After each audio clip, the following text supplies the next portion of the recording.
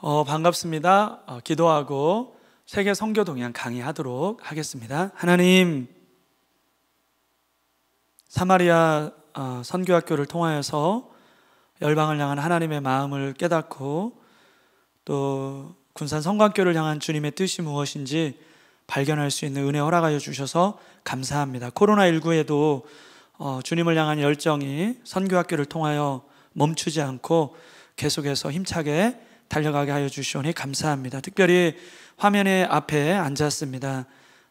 현장에 있을 때보다 더한 하나님의 은혜와 감동이 부어질 수 있도록 성령 하나님 힘있게 역사하여 주옵소서. 예수님 이름으로 기도드렸습니다. 아멘. 여러분 반갑습니다. 코로나19에도 여러분들의 주님을 향한 마음이 선교학교를 통해서 계속해서 하나님께 올려지고 있음을 믿습니다. 화면 앞에 앉아 계시는데 현장에 있을 때보다 더 집중하고 더 많은 은혜가 부어지기를 소망합니다. 이 시간은 세계 선교 동향입니다. 세계 선교의 현황과 동향 그리고 역사를 알아보는 시간인데 많은 통계와 인포메이션이 나올 겁니다. 하지만 그 인포메이션을 채운다는 그런 의미보다 세계 선교 동향의 강의를 통해서 거기에서 쏟아져 나오는 인포메이션을 통해서 내 안에 트랜스포메이션, 변화가 나타나기를 간절히 소망합니다. 코로나19가 계속 길어지고 있는데 세계의 기독교 역사 가운데 또한 세계 선교 역사를 통해서 우리는 지금의 시기를 어떻게 읽어내야 될지 그런 생각을 전주에서 오면서 잠깐 한번 해봤습니다. 교회의 예배가 멈추고 교회를 출입하는 일이 멈춰지는 정말 전대미문의 지금 일이 일어나지 않았습니까? 하지만 세계 기독교 역사 안에는 교회의 예배가 멈춰진 적이 있죠. 구약 시대 때도 성전이 무너지고 성전에서 제사를 드릴 수 없는 그런 일이 있었습니다. 왜 성전이 무너지고 없어지고 성전에서 제사를 드릴 수 없는 그런 일이 벌어졌을까요? 여러분, 구약으로 잠깐 한번 세계 선교 역사와 더불어서 맥락이 이어지기 때문에 한번 잠깐 고민해 볼까요? 하나님께서는 애굽에서 종살이하고 노예살이하고 있는 이집트에서 생활하고 있는 이스라엘 백성들을 출애굽 시키셨습니다. 시내산에 이르러서 그들과 함께 언약을 맺었죠. 우리 선교 역사에 너무나 중요한 출애굽기 19장입니다. 모세와 시내산에서 언약을 맺었는데 그 언약을 우리는 독수리 언약이라고 하죠. 두 가지를 하나님께서는 이스라엘 백성에게 제안하셨습니다. 너희가 제사장적인 나라가 되고 제사장 나라가 되고 거룩한 백성이 되어야만 한다. 두 가지를 약속하시며 계명이 되는 거죠. 내가 너희를 이집트에서부터 독수리 날개로 업어서 여기까지 인도해냈다. 그 이유는 제사장 나라가 돼야 된다. 제사장이 무엇입니까, 여러분? 백성들과 하나님 사이에서 교량적 역할을 하는 거죠. 수많은 백성들을 하나님께로 인도하는 역할이죠. 우리식으로 말하자면 선교하는 민족이 되어야 된다. 이방의 빛으로 너희를 불렀다. 거룩한 민족이 되어야만 한다. 두 가지를 주문하셨는데 이스라엘 백성들은 하나님께서 그들에게 주신 그 사명을 홀라당 까먹었습니다. 그래서 하나님은 어떻게 그들을 징계하셨나요? 나라가 없어지는, 포로로 끌려가는 어마어마한 고난을 당했습니다. 하지만 주님의 은혜로 1차 수르바벨에 의해서 포로 귀환이 있었습니다. 2차는 에스라 선지자, 3차는 느헤미야 총독에서 포로 귀환이 이루어졌죠. 1차 때 수르바벨의 성전이 다시 세워졌습니다. 다시 예배를 드릴 수 있게 된 거였죠. 그런데 기가 막힌 것은 학사 에스라가 돌아와서 봤더니 아직도 이스라엘 백성들이 정신을 못 차리고 있었습니다. 그는 이렇게 표현을 했죠. 고관과 방백들이 이 죄악 가운데 더 으뜸이 돼요. 너무나 기가 막혀가지고 속옷과 겉옷을 찢으면서 머리털과 수염을 뜯으면서 밤낮으로 그는 울어댔습니다. 그러면서 너희들이 전에 우리 조상 때 하나님의 계명을 너희들이 잊었다. 에스라 말씀을 제가 한번 찾아봤는데 이렇게 되어 있더라고요. 에스라 9장 10절에 보니까 우리 하나님이여 이렇게 하신 후에도, 그러니까 정신을 못 차리고 사명을 까먹으니까, 계명을 잊으니까 포로로 이제 끌려가는 그런 일을 하신 후에도 우리가 주의 계명을 저버렸사오니 이제 무슨 말씀을 하오리까. 너무나 기가 막혀가지고 수위를 울며 기도하는 그런 에스라 선지자의 모습이 나타나고 있습니다. 왜 코로나가 길어질까요, 여러분? 코로나 빨리 끝나야 되죠, 그죠? 코로나 빨리 끝나기를 위해서 우리는 기도해야 됩니다. 하지만 더 중요한 것은 이 코로나19를 통해서 혹 우리가 하나님이 우리에게 주신 사명을 잊고 거룩함을 지켜야 될 교회와 성도들이 더 세속화되어 가고 더 세상과 섞이는, 더 거룩함을 잃어버린 그런 모습이 우리에게 있지는 않는가. 그거를 돌이킨다면 하나님께서는 어쩌면 이 코로나라는 어려운 일을 맞닥뜨리고 있지만 이게 끝남으로 말미암아 더 놀라운 영적인 대각성이, 부흥이 일어나게 될 줄 믿습니다. 그러나 그걸 우리가 영적인 눈으로 바라보지 않고 그저 코로나가 빨리 끝나기만을 기도한다든지 예배를 드리지 못하는 아쉬움 가운데 우리가 탄식하며 그것을 위해서만 기도한다면 더 큰 것을 잃어버리는 것이 아닐까. 여러분, 세계 선교 역사 가운데, 기독교 역사 가운데 교회가 망한 적 많습니다. 무너진 적 많습니다. 우리 같은 선교단체가 망했다가 세워지고 망했다가 세워지고 그러한 적이 많습니다. 하지만 우리 하나님은 결코 망하시지 않는 분입니다. 교회는 망할 수 있고 선교단체는 망할 수 있지만 하나님은 망하지 않습니다. 무엇을 얘기합니까? 하나님은 언제든지 하나님의 사명을 가지고 그의 계명을 지키며 거룩함으로 나아가는 자들을 사용하십니다. 하나님은 언제든지 교회를 부흥케 하시고 더 놀라운 선교의 역사를 일으킬 수 있는 분이십니다. 우리가 세계 기독교 역사를 통해서 교회가 예배를 못 드린 적, 구약의 성전에서 제사를 못 드린 적이 분명히 있었습니다. 왜 그러한 일이 벌어졌는지, 왜 우리 안에 정말 이 코로나가 빨리 끝나야 되는데 영적인 눈으로 봤을 때는 하나님께서 분명히 교회와 성도들에게 주신 사명이 있을 터인데 우리는 그 사명을 잘 지키고 있는지. 교회의 사명은 많은 영혼들을 구원하는 것이죠. 제사장적인 사명을 감당하는 것이고 이방인의 빛으로 그 역할을 감당하는 것이죠. 그리고 거룩한 하나님의 공동체와 백성으로 나가야 되는 것이죠. 지금 한국 교회 안에 그 모습을 잃어버리지는 않았는지 좀 돌아보면서 이 시간에 많은 객관적인 통계 자료, 인포메이션을 제가 여러분에게 졸릴 정도로 화면 앞에서 보여드릴 텐데 이런 인포메이션을 통해서 열방을 향한 하나님의 마음을 내 안에 붓고 내 안에 다시 한번 트랜스포메이션이, 놀라운 변화가 일어나기를 주님의 이름으로 축복합니다. 세계 선교 동향을 제가 쉽게 한번 좀 설명을 해 드릴게요. 이거는 개인적으로 제가 우리 유치부 친구들을 위해서 만든 자료인데, 네, 하나님께서 이제 어떻게 이 세계의 선교를 이끌어 가시는지, 그리고 하나님의 관점으로 우리는 어떻게 바라봐야 되는지를 한번 간단한 그림을 통해서 좀 알아봤으면 좋겠습니다. 양이 있네요, 양. 그죠? 양이 있는데, 지금처럼 코로나가 많이 발생을 한 것 같아요. 양 주인이, 그러니까 목장 주인이죠. 목장 주인이 저 양들을 어디에다가 옮겨놨냐면, 육지에서 멀리 떨어진 바다에다 옮겨놨어요. 네. 바다에다 옮겨놨습니다.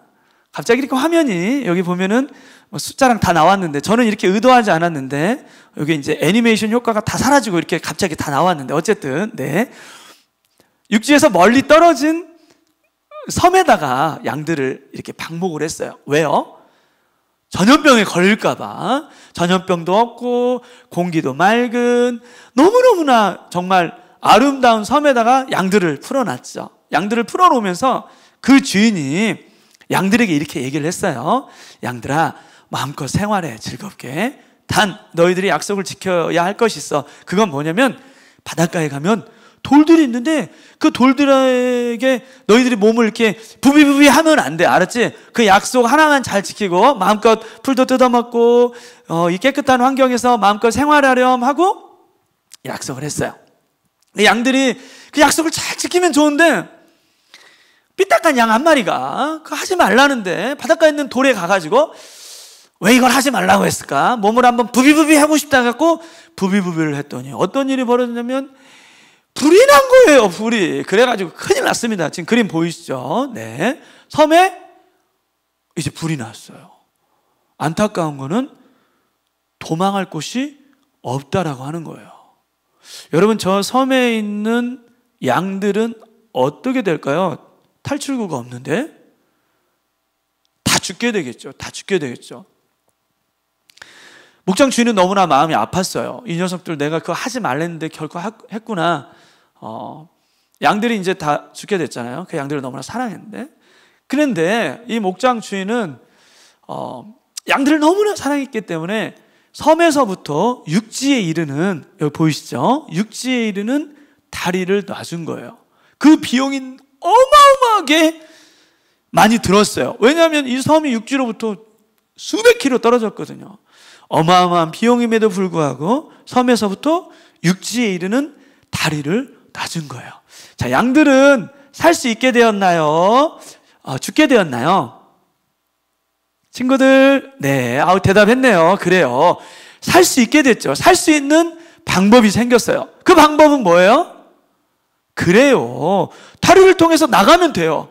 드디어 이제 살아날 수 있는 방법이 생겼어요. 그런데 세상에 그 양들 중에 10분의 3이 이런 말을 한 거예요. 뭐야? 여기는 있잖아. 수심이 너무나 얕아가지고 모두가 건너갈 수가 있어. 저 다리로 안 가도 돼. 수심이 너무 얕아. 모두가 살 수 있어. 그 얘기를 한 거예요. 이 섬에 양이 10마리가 있다면 3명이 그런 생각을 한 거예요. 안타까운 건 저 수심은 수백 미터에 달하죠. 저거를 우리는 일명 뭐라고 하냐면 만민구원설이라고 해요. 그 다리로 가지 않아도 우리는 살 수 있어. 그게 섬에 양이 10마리가 있는데 3마리의 양이 그런 생각을 갖고 있어요. 다른 양떼들이 이런 얘기를 했어요.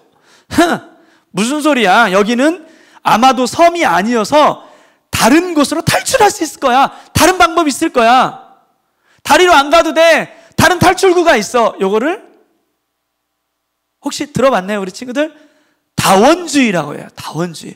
다리가 아니어도 살 수 있는 방법이 있어.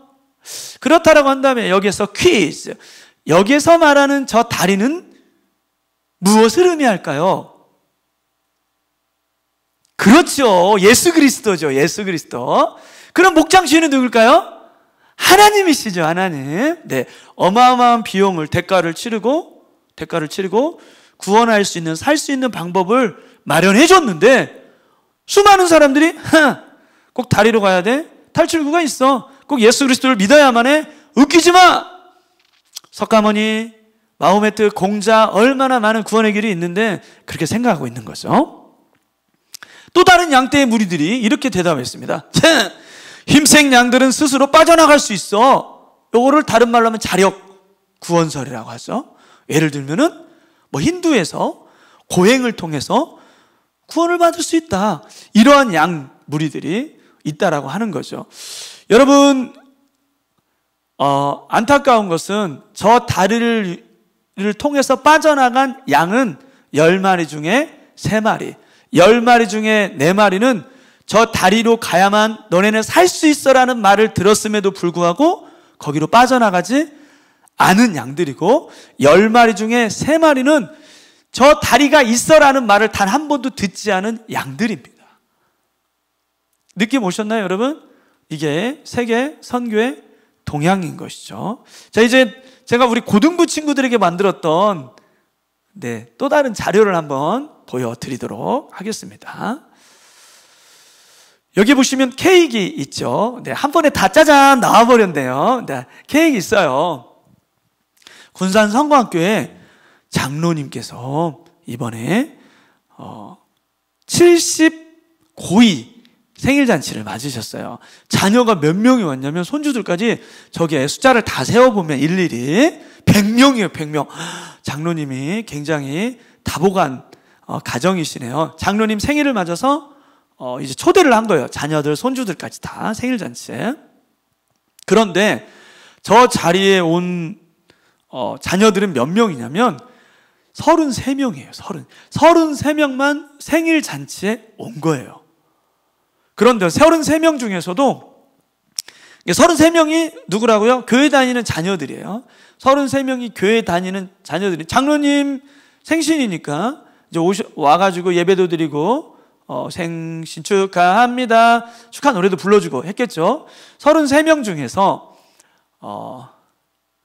화면에는 잘 안 나오는데, 네, 화면에는 잘 안 나오는데 3명이 한 가정이 이단에 빠져 있는 자녀였어요. 그리고 그 중에서 15명은 캐톨릭에 다니는 자녀였어요. 그리고 밑에 보니까 어떤 가족들이 나오나요? 네, 19명은 장로님의 자녀인데 19명은 네, 모스크에 갔어요. 장로님 생신 때 오라고 했는데. 그리고 6명은 목탁을 두드리는 조계종 절에 갔어요.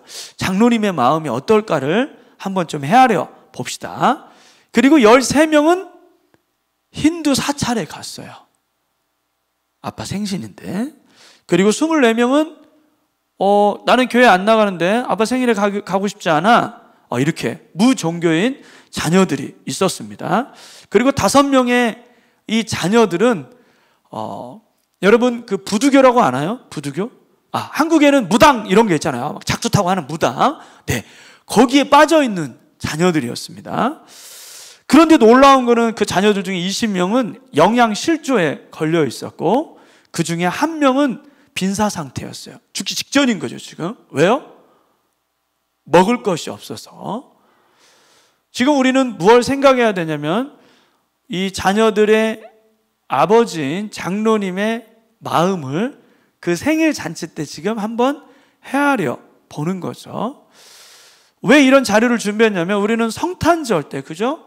기쁘다 구주 너무나 기뻐가지고 성탄절 때 축제를 열죠.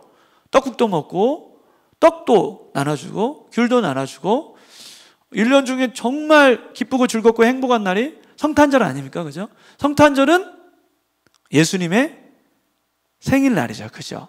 그때 우리는 정말 세상 사람들은 밖에서 쾌락에 빠져서 놀지만 우리 교회 사람들은 그렇게 놀지는 않지만 어쨌든 굉장히 기쁘고 즐거운 날이죠. 예수님이 태어난 그때, 그죠? 예수님의 자녀는 78억 명이세요. 그런데 그 생일날인지도 모르고 살아가고 있는 자녀가 전 세계적으로, 그죠? 크리스마스가 예수님이 태어난 날인지 모르는 분들도 우리나라에도 많아요. 크리스마스라는 건 크라이스트 메스잖아요. 예수님을 미사하는 날, 예배하는 날이잖아요. 근데 크리스마스가 예수님을 예배하는 날이 아닌 홀리데이인 걸로 많이 알고 있죠. 그죠? 예수님 생일날 여러분 전 세계에는 죽기 직전에 있는 사람들이 그렇게 있다라고 하는 거죠. 그리고 다시 장로님으로 돌아갈게요. 장로님 자녀 중에 1명은 에이즈에 걸려 있고 놀라운 거는 15명은 과체중에 빠져가지고 20명은 어떻다라고 했죠? 영양실조에 걸려서 죽어가고 있는데 15명의 자녀들은 너무나 많이 먹어가지고 돈 내면서 살을 빼고 있는 그런 상태인 거죠. 이게 세계 선교의 동향이라고 우리는 현황이라고도 볼 수가 있습니다. 영적인 눈으로 본다면 어떻게 보면 성탄절은 그렇게 기쁜 날이 아닌 거죠. 왜? 아직도 예수님을 믿지 않고 죽어져가는 영혼들이 열방에는 너무나 많이 있기 때문입니다. 자, 세계 선교 동향 마쳤습니다. 저는 내려가도록 하겠습니다. 수고하셨습니다. 네, 라고 할 줄 아셨죠? 이제 본격적으로 한번 세계 선교의 역사와 동향을 한번 살펴보도록 하겠습니다. 자, 우리 기독교는 너무나 많은 박해 가운데 있었습니다. 로마가 기독교를 몇 번이나 박해했는지 아세요? 10번 박해했습니다. 10차 박해. 1차 박해가 서기 62년에 네로 황제에 의해서 이루어졌고 계속해서 박해는 이루어졌습니다. 8차 박해 때는 로마 전역에서 어마어마한 박해가 이루어졌고, 또 조로아스터교, 글자 잘 보이시나요? 네, 보이시죠? 조로아스터교를 통해서 동유럽의 교회 박해가 이루어졌고, 또 아르메니아 교회 대학살이 이루어졌습니다. 이런 수많은 어마어마한 박해를 통해서 기독교가 어떻게 됐나요? 더 왕성해졌습니다. 여러분, 주님의 몸된 교회는 십자가의 핏값 위에 세워진다라는 그런 터툴리안 교부의 말이 있었습니다. 저는 개인적으로 코로나19의 이런 힘든 시기 때 우리가 영적인 눈으로 깨어서 기도하고 돌이키고 회개하고 우리에게 주신 사명이 무엇인가를 우리가 깨닫는다면 초대교회 때보다 더 놀라운 부흥의 역사가 일어나게 될 줄 믿습니다. 세계 기독교의 역사는 박해 가운데 놀라운 부흥의 때를 이루었습니다. 박해가 없었던 중세시대 때는 오히려 기독교의 암흑의 시대였다는 것을 잊지 마시기 바랍니다. 그와 더불어서 이슬람이 확장했죠. 622년에 사우디아라비아의 메카에서 마호메트를 통해서 이슬람이 생겨나게 되었고 어마어마하게 빠른 속도로 전역에 확장되어져 갔습니다. 그와 더불어서 기독교도 마찬가지로 확장되어져 갔죠.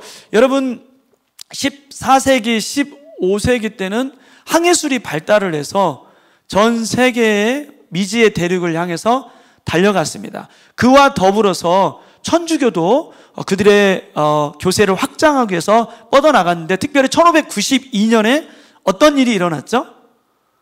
종교개혁이 유럽을 다 덮었습니다. 그럴 때 캐톨릭에서는 유럽을 제외한 다른 대륙에 천주교를 확산시켜야 되겠다라는 선교 정책을 폈죠. 여러분이 너무도 잘 아는 도미니크 선교회, 또 예수의 선교회, 이런 선교회를 많이 조직을 해서 기독교가, 특별히 캐톨릭이 어마어마하게 빠르게 확산을 했습니다.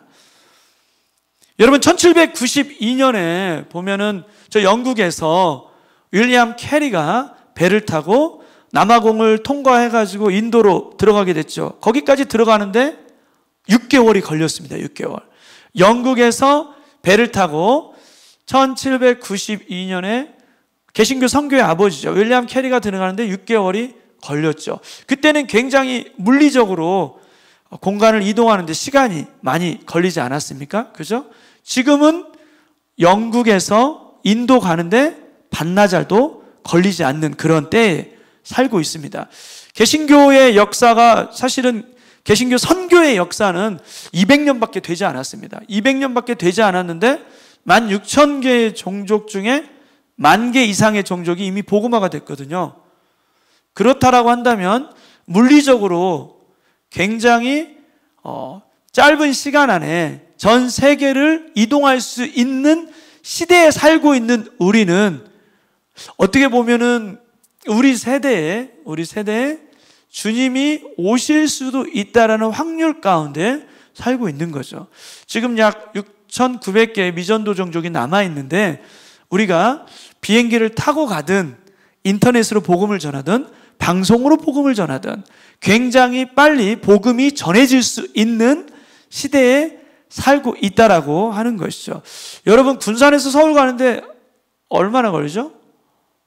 2시간이나 2시간 반 정도 걸리죠? 그렇죠? 여러분, 비행기 타고 2시간이면 대만을 갈 수가 있습니다. 그런 시대에 우리는 살고 있기 때문에 우리가 세계 선교 동향을 통해서 어떻게 보면 좀 전율을 느껴야 되는 거죠.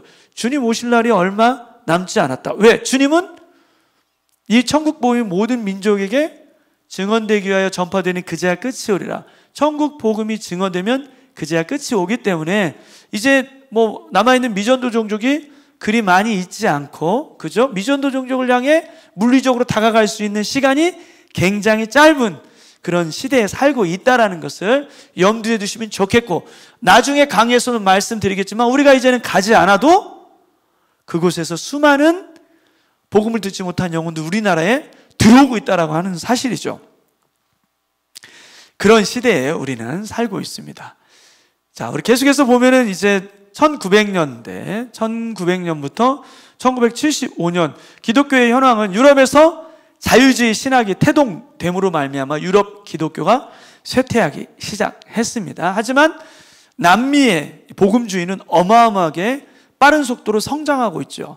은사주의, 오순절, 하여튼 이런 많은 남미의 우리 개신교, 복음주의가 성장하고 있고 아프리카의 개신교도 굉장히 빠른 속도로 성장하고 있다라고 하는 것이죠. 지금 전 세계의 기독교의 리더들이, 지도자들이 남미와 아프리카에서 쏟아져 나오고 있다는 사실을 여러분 알고 계십니까? 유럽의 기독교는 몰라겠지만 하나님께서는 그런 서구가 아닌 비서구 지역에서의 놀라운 부흥을 일으키심으로 하나님의 사명을 감당케 해서 세계 선교를 이뤄 가시는 모습을 우리가 알 수가 있습니다. 이 표를 보시면 여러분 신자 한 명당 비신자의 비율이 보입니다. AD 100년에는 한 명의 크리스찬의 넌 크리스찬이 360명이었어요.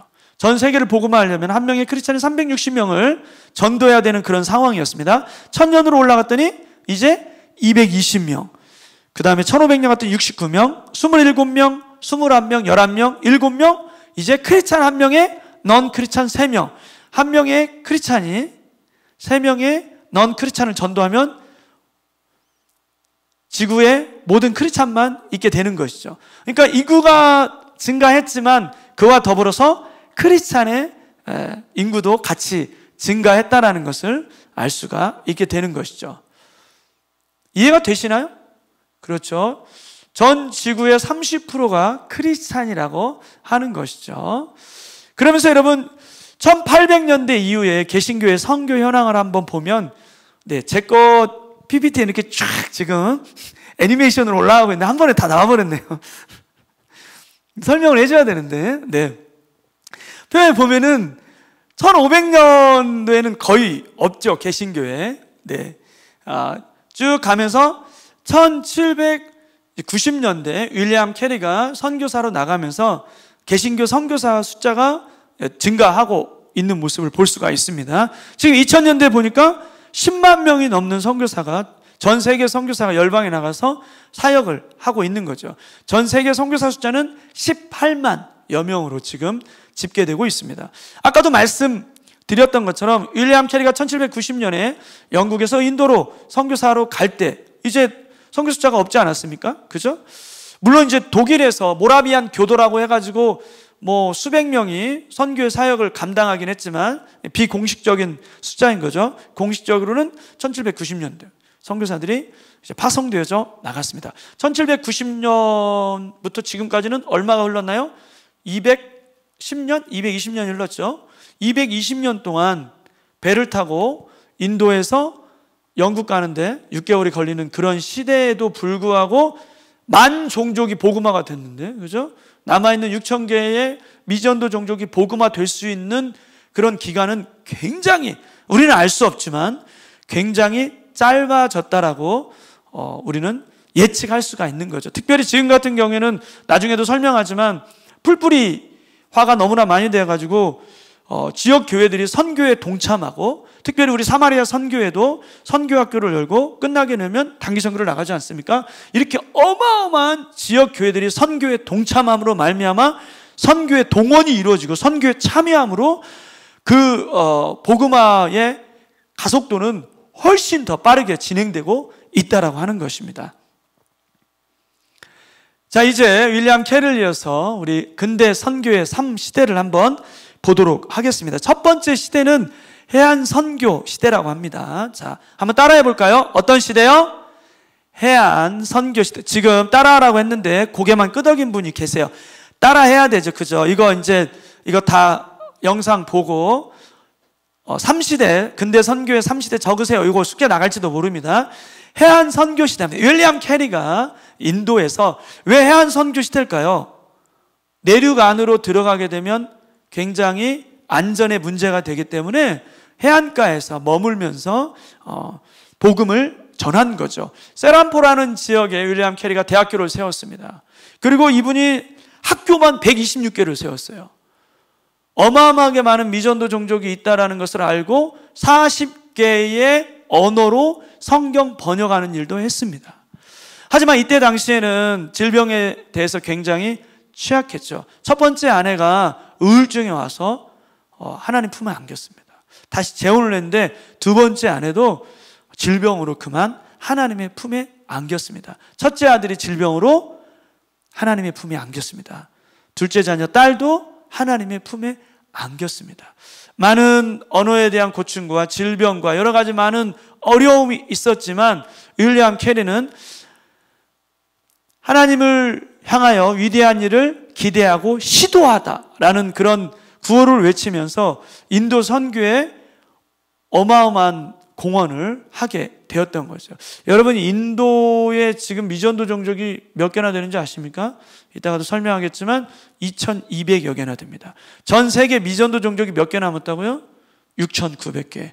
6900개 중에 2200개니까 3분의 1이 인도에 지금 있다라고 하는 거예요. 인도의 어느 지역에 미전도 종족이 몰려 있는지를 일단 한번 보면 좋겠는데, 어찌하든지 간에 인도에 이미 윌리엄 캐리가 들어가서 성경을 번역하고 어마어마한 수고와 헌신과 그의 기도를 통해 인도가 많이 복음화 되었다라고 하는 것이죠. 그 다음에 중국 선교의 아버지죠. 누굽니까, 여러분? 허드슨 테일러입니다. 허드슨 테일러도 처음에는 해안가에서 복음을 전했죠. 그런데 배에서부터 많은 짐들을 싣고 육지로 들어가는 어마어마하게 많은 무리들을 보게 됩니다. 육지에는 얼마나 많은 사람들이 살고 있을까? 나는 육지 안으로 들어가서 내지 선교를 해야 되겠다 해서 내지 선교 시대를 이분이 열어갑니다. 우리 사진에서도 지금 보지만 우리 허든슨 테일러 선교사님은 그들과 같이 그들처럼 생활을 했습니다. 그래서 머리를 저렇게 변발로 하고 중국 사람처럼 똑같이 입고 자고 먹는 생활을 했습니다.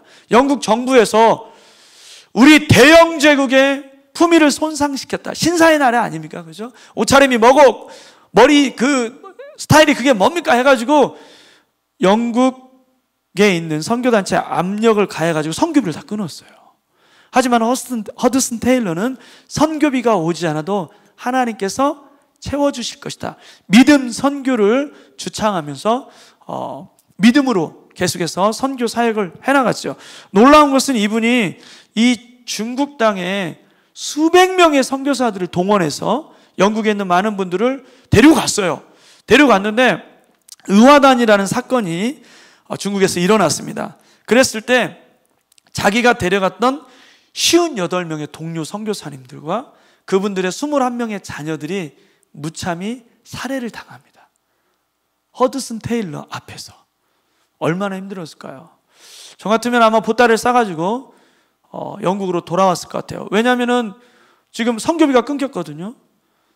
자기가 동원해서 갔던 사람들 79명이지 않습니까? 무참히 살해를 당했습니다. 아내가 죽었습니다. 자녀 3명이 풍토병 가운데 그 땅에 묻혔습니다. 그럼에도 불구하고 허드슨 테일러는 고국으로 돌아가지 않고 중국의 복음화를 위해서 평생을 바쳤습니다. 그가 세웠던 학교가 무려 150개, 그리고 교회를 418개를 개척을 했습니다. 놀라운 것은 828명의 중국 현지인 선교사를 전 세계에 파송했습니다. 그때 당시에. 그리고 1152명의 중국인 사역자, 목사를 배출을 했습니다. 더 놀라운 것은 전 세계 1424개의 중국 내지 선교회를, 지역 선교부를 만들었다라고 하는 거죠. 지금 OMF가 이 중국 내지 선교회에 대를 이어서 지금 하고 있는 거죠. 그리고 중국 세례 교회인이 18,625명. 이런 놀라운 일이 허드슨 테일러의 헌신을 통해서 나타났다고 하는 거죠. 여러분, 중국의 인구가 얼마인지 아세요? 중국의 인구가 15억입니다. 그런데 더 놀라운 거는 중국의 기독교인이 얼마인지 아세요? 기독교인이 중국 선교사님들에 의하면 1억 명이 넘는데 어떤 분은 1억 5천만 명까지 내다보고 있다고 합니다. 그렇다면 퀴즈 하나 낼게요. 전 세계에서 가장 많은 기독교인이 있는 나라는 어디일까요? 그렇죠. 중국입니다. 중국의 선교사님들이 다 추방됐습니다. 저희도 10명이 넘는 선교사 선교사님들 중에 2가정만 남았는데 그분들이 그런 얘기를 하세요. 중국은 이제 선교사님들이 없어도 지하교회 성도들, 아마 머지않아서 전 세계 가장 많은 선교사를 파송하는 나라가 중국이 될 것이다. 여러분, 이 출발이 어디에서 이루어졌나요? 단 한 명의 선교사님, 허드슨 테일러의 굽히지 않는 그 불굴의 의지와 헌신과 순교의 정신에 의해서 한 어마어마한 국가, 중국이라는 나라가 이렇게 놀라운 트랜스포메이션이 일어나게 됐다라고 하는 것이죠. 제3시대로 넘어가가지고 이제 미전도 종족 시대입니다. 여러분, 도널드 맥가브란 박사님과 카메론 타운젠트 박사님은 어떻게 보면 근대 선교의 획을 그은 분들이죠. 도널드 맥가브란 박사님이 인도에서 사역을 했습니다. 미전도 종족이 어마어마하게 많은 나라죠. 그 다음에 카메론 타운젠트 이 박사님은 과테말라에서 선교 사역을 했는데 스페인 성경을 가지고 갔다고 합니다. 그런데 놀라운 거는 거기에 있는 수많은 미전도 종족들이 자기가 가져간 성경을 전혀 읽을 수 없다라고 하는 거예요. 이분이 그 종족말도 하지 못하고 스페인말만 한 거죠. 세뇨르 막 이러면서. 그랬더니 거기에 있는 그 종족 중에 한 명이 그렇게 얘기를 했대요. 당신이 전하는 하나님이 그렇게 전지전능하시다면 왜 우리말로 성경을 번역하지 못하고 우리말로 복음을 전할 수 없단 말입니까? 이분이 쇼크를 먹은 거예요. 아, 그 일을 내가 해야 되겠구나. 그래서 성경 번역 선교, 위클리프라는 성경, 우리 한국에는 GBT라는 성경 번역 선교회가 있죠. 그거를 창설을 해서 모든 전 세계에 있는 미전도 종족들에게 성경 번역하는 일을 하고 있습니다. 그래서 이분들이 주창했던 건 뭐냐면 전 세계 미전도 종족이 17,000여 개가 있는데 이것들을 다 나눠가지고 어느 종족의 복음화가 됐고 이루어지지 않았는지 미전도 종족 시대에 문을 열었다라고 하는 것이죠. 여러분, 전 세계에 어떤 미전도 종족이 있는지 한번 지도를 통해서 알아봤으면 좋겠습니다. 어떤 권역인가요? 우리 한번 읽어봅시다. 시작. 동남아 무슬림 권역. 어떤 나라가 있죠? 거기 보니까 말레이시아 보이시나요? 네, 말레이시아가 있고 브루나이라는 나라가 있네요. 그리고 인도네시아도 있네요. 인도네시아는 여러분 참고로 전 세계에서 가장 많은 무슬림들이 있는 나라입니다. 그런데 반면에 복음화율이 8%나 됐어요, 벌써.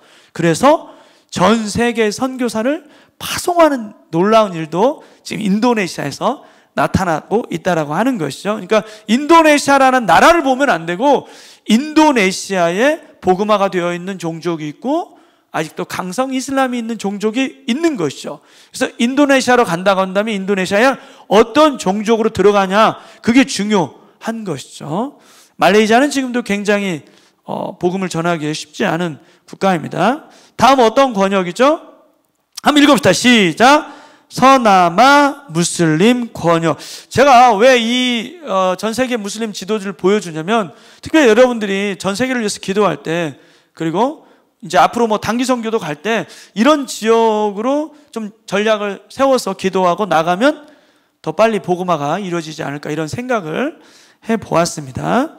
거기 보니까 파키스탄이 있네요. 그죠? 그리고 어느 지역입니까? 북인도 지역이 있네요.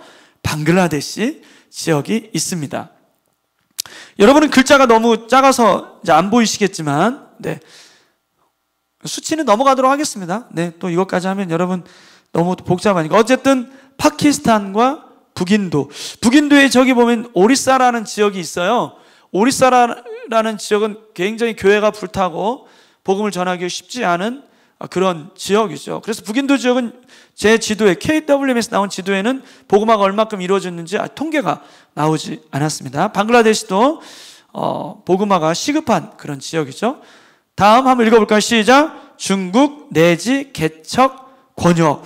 중국도 여기 보니까 청해성이 있고 사천성, 스촨이라고 하죠. 스촨. 그 지역이 있네요. 특별히 중국은 이 지역이 복음화가 이루어져야 되죠. 중국 변방 개척 권역인데 신장 위구르 자치지구. 신장 위구르 자치지구. 여러분 강사님 목록에 보니까 여기에서 사역한 강사님이 3주 전에 와서 강의하셨더라고요. 거기 신장 위구르 자치지역은 선교사님들이 거의 대부분 저희는 세 가정이 다 추방됐는데 복음화가 시급한 지역이죠. 티벳 역시 선교사님이 굉장히 사역하기 쉽지 않은 지역입니다. 중국을 생각하실 때는 티벳, 신장, 위구르 두 지역을 생각하시면 좋을 것 같습니다. 그 다음에 어떤 권역입니까? 한번 읽어봅시다. 시작. 레반트 권역. 여기 보니까 이집트, 이라크, 시리아 이렇게 나와 있는데, 시리아, 이라크에 있는 종족 이름 매스컴에서 많이 나오고 있는데 혹시 기억나는 종족 있나요? 쿠르드족 들어보셨나요? 쿠르드족. 쿠르드족이 지금 난민이 되어가지고 요르단에 많이 들어가 있고 또 레바논에 많이 들어가 있고, 네, 이라크의 대부분을 차지하고 있는 종족이 쿠르드족이죠. 쿠르드족. 시리아도 마찬가지고. 다음 한번 읽어봅시다. 시작. 중앙아시아 권역. 그렇죠. 카자흐스탄이 있고 우즈베키스탄이 있고 키르기즈스탄이 있네요. 우즈베키스탄 같은 경우는 선교사님들이 다 추방되어 나오는데 여러분 그거 아세요? 여기 우석대학교에 우즈베키스탄 형제가 500명 있다라는 거? 네. 우즈베키스탄 형제 만나서 복음 전하기가 쉽지 않은 그런 시대에 살고 있는데 우즈베키스탄 학생이 500명이 지금 우석대학교 안에 들어와 있습니다. 어떻게 하면 좋을까요? 우즈베키스탄은 다 쫓겨났는데 그들에게 복음을 전하고 그들을 훈련시켜서 그들을 우즈벡으로 보낸다면 한국 선교사가 사역하는 것보다 훨씬 더 놀라운 사역의 열매가 일어나게 되겠죠. 그래서 우리나라에 들어와 있는 다문화 이주민들 많이 있는데 그들 중에 특별히 이 지역에서 온 그 다문화 이주민들이 미전도 종족이라는 것을 조금 한번 생각해 보시면 좋을 것 같아요. 그래서 예를 들면 다문화 이주민들 필리핀, 캄보디아, 베트남 이런 분들도 많이 있지만 특별히 예를 들면 카자흐스탄 형제가 있다. 얼마 전에 저희 집 이사를 했는데 대학교 학생이래요. 대학교 학생으로 비자를 얻어서 있지만 수업은 안 듣고 이삿짐 나르는 일을 하고 있더라고요. 사장님은 한국 분인데 4명 형제가 다 카자흐스탄 형제였어요. 안녕하세요 형님 막 저한테 그러더라고요. 깜짝 놀랐습니다. 저는 그런 형제들 보면 눈이 동그래지죠. 왜요? 카자흐스탄, 우즈베키스탄, 키르기즈스탄 이런 지역에서는 사역이 너무나 힘들기 때문에 그런 형제들이 우리나라에 들어와 있다. 형님 하면서 한국말까지 하고 있다. 놀라운 기회죠. 놀라운, 어떻게 보면 이제 선교의 트랜스포메이션 아닙니까? 선교 전략에도 변화가 일어나야 되는데 그들에게 더 쉽게 다가가고 더 풍성한 사역의 열매를 거둘 수 있는 그런 시대에 도래하고 있다라고 하는 거죠. 그래서 여러분들 만약에 군산 지역에서 특별히 뒤에 스탄자가 붙어있는 지역에서 온 형제들이 있다. 그 친구들은 붙들어야 되고 기도해야 되고 반드시 이제 선교의 전략을 세워서 복음을 전해 그 땅에 돌아가게 될 때는 선교사로 돌아가는 놀라운 역사가 일어난다면 정말 주님 오실 날이 훨씬 더 빨라질지도 모르겠습니다. 또 한번 읽어봅시다. 시작. 페르시아 창 권역. 특별히 이란, 아프가니스탄, 그 다음에 위에 보니까 타지키스탄. 이 나라들은 왜 하나로 엮었을까요? 페르시아어를 사용하고 있습니다. 페르시아어. 그래, 이란은 여러분 중독의 아랍어를 쓰는 게 아니고 페르시아어와 아랍어는 전혀 다르다고 합니다. 오른쪽에서 가고 페르시아는 왼쪽에서 가는데 어쨌든 이 언어의 뿌리가 이란과 아프가니스탄과 그 다음에 타지키스탄은 같다라고 하는 것이죠. 이쪽에도 지금 복음화일이 너무나 시급하죠. 한번 읽어봅시다. 시작. 아라비아 권역. 사우디아라비아는 전 세계 기독교 박해 1위 국가입니다. 북한과 더불어서. 예멘이 있네. 예멘 같은 경우에는 지도에 보니까 개신교 복음화율이 0.001%예요. 다시 말하면 99.99가 다 무슬림이라고 하는 거죠. 예멘 같은 경우는 얼마 전에 제주도에 그때 200명이 들어왔다고 했나요? 예멘인들? 어마어마한 저희에겐 기회인 거죠. 왜냐하면 예멘은 0.001%도 되지 않은, 예멘에 있는 선교사님들 다 추방돼가지고 저희 같은 경우에도 5만으로 들어갔거든요. 근데 예멘 분들이 수백 명이 들어와 있대요. 잡아야 됩니다. 난민들 들어온 거 가지고 막 위험하다 이런 얘기 하시는데 그거는 세상 사람들이 하는 얘기고, 선교학교를 배우고 있는 저희들의 영적인 눈으로 볼 때는 어마어마하게 큰 기회를 주신 것이죠. 그 다음에 또 오만이 있고 아랍에미레이트가 있습니다. 한 번 더 읽어봅시다. 시작. 힌두 권역.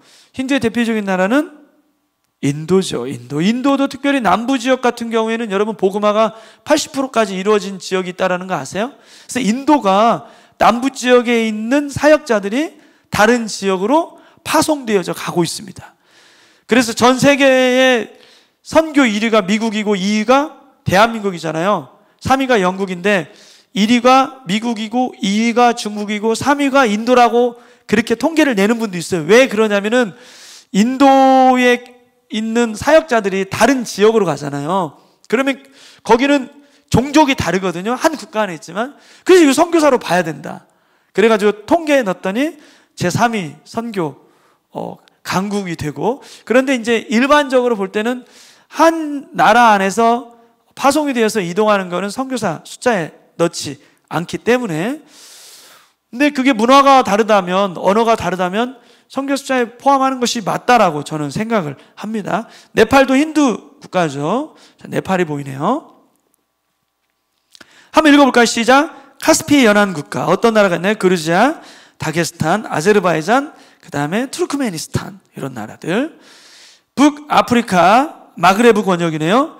여기 보니까 모르타니아, 모로코, 그 다음에 알제리, 리비아, 튀니지 같은 나라는 지금 역시 마찬가지로 0.001%밖에 지금 거의 개신교 성도가 보이지 않는 아주 시급한 미전도 국가인 것이죠. 그래서 여러분들이 앞으로는 이제 열방을 향해서 품고 기도할 때 특별히 아프리카 중에서 북서부에 있는 아프리카를 위해서 많이 기도할 때, 여기는 너무 복음화가 이루어지지 않았거든요. 모르타니아 같은 경우도 우리나라 선교사 3가장밖에 들어가지 않은 복음의 불무지죠. 모로코 같은 경우에도 99.999. 알제리 같은 경우는 굉장히 핍박이 있고 선교사가 들어가서 사역하기 힘든 나라 중에 하나입니다. 리비아는 얼마 전에 혁명이 일어났던, 그래서 우리 선교사님 한 분도 감옥에 갇혔다가 풀려나고, 만만치 않은 나라들이 모여있는 권역이 어디라고요? 마그레브 권역이라고 합니다. 여러분 기억하시면 좋을 것 같습니다. 그래서 한국 선교사가 많은 10대 국가 한번 볼까요?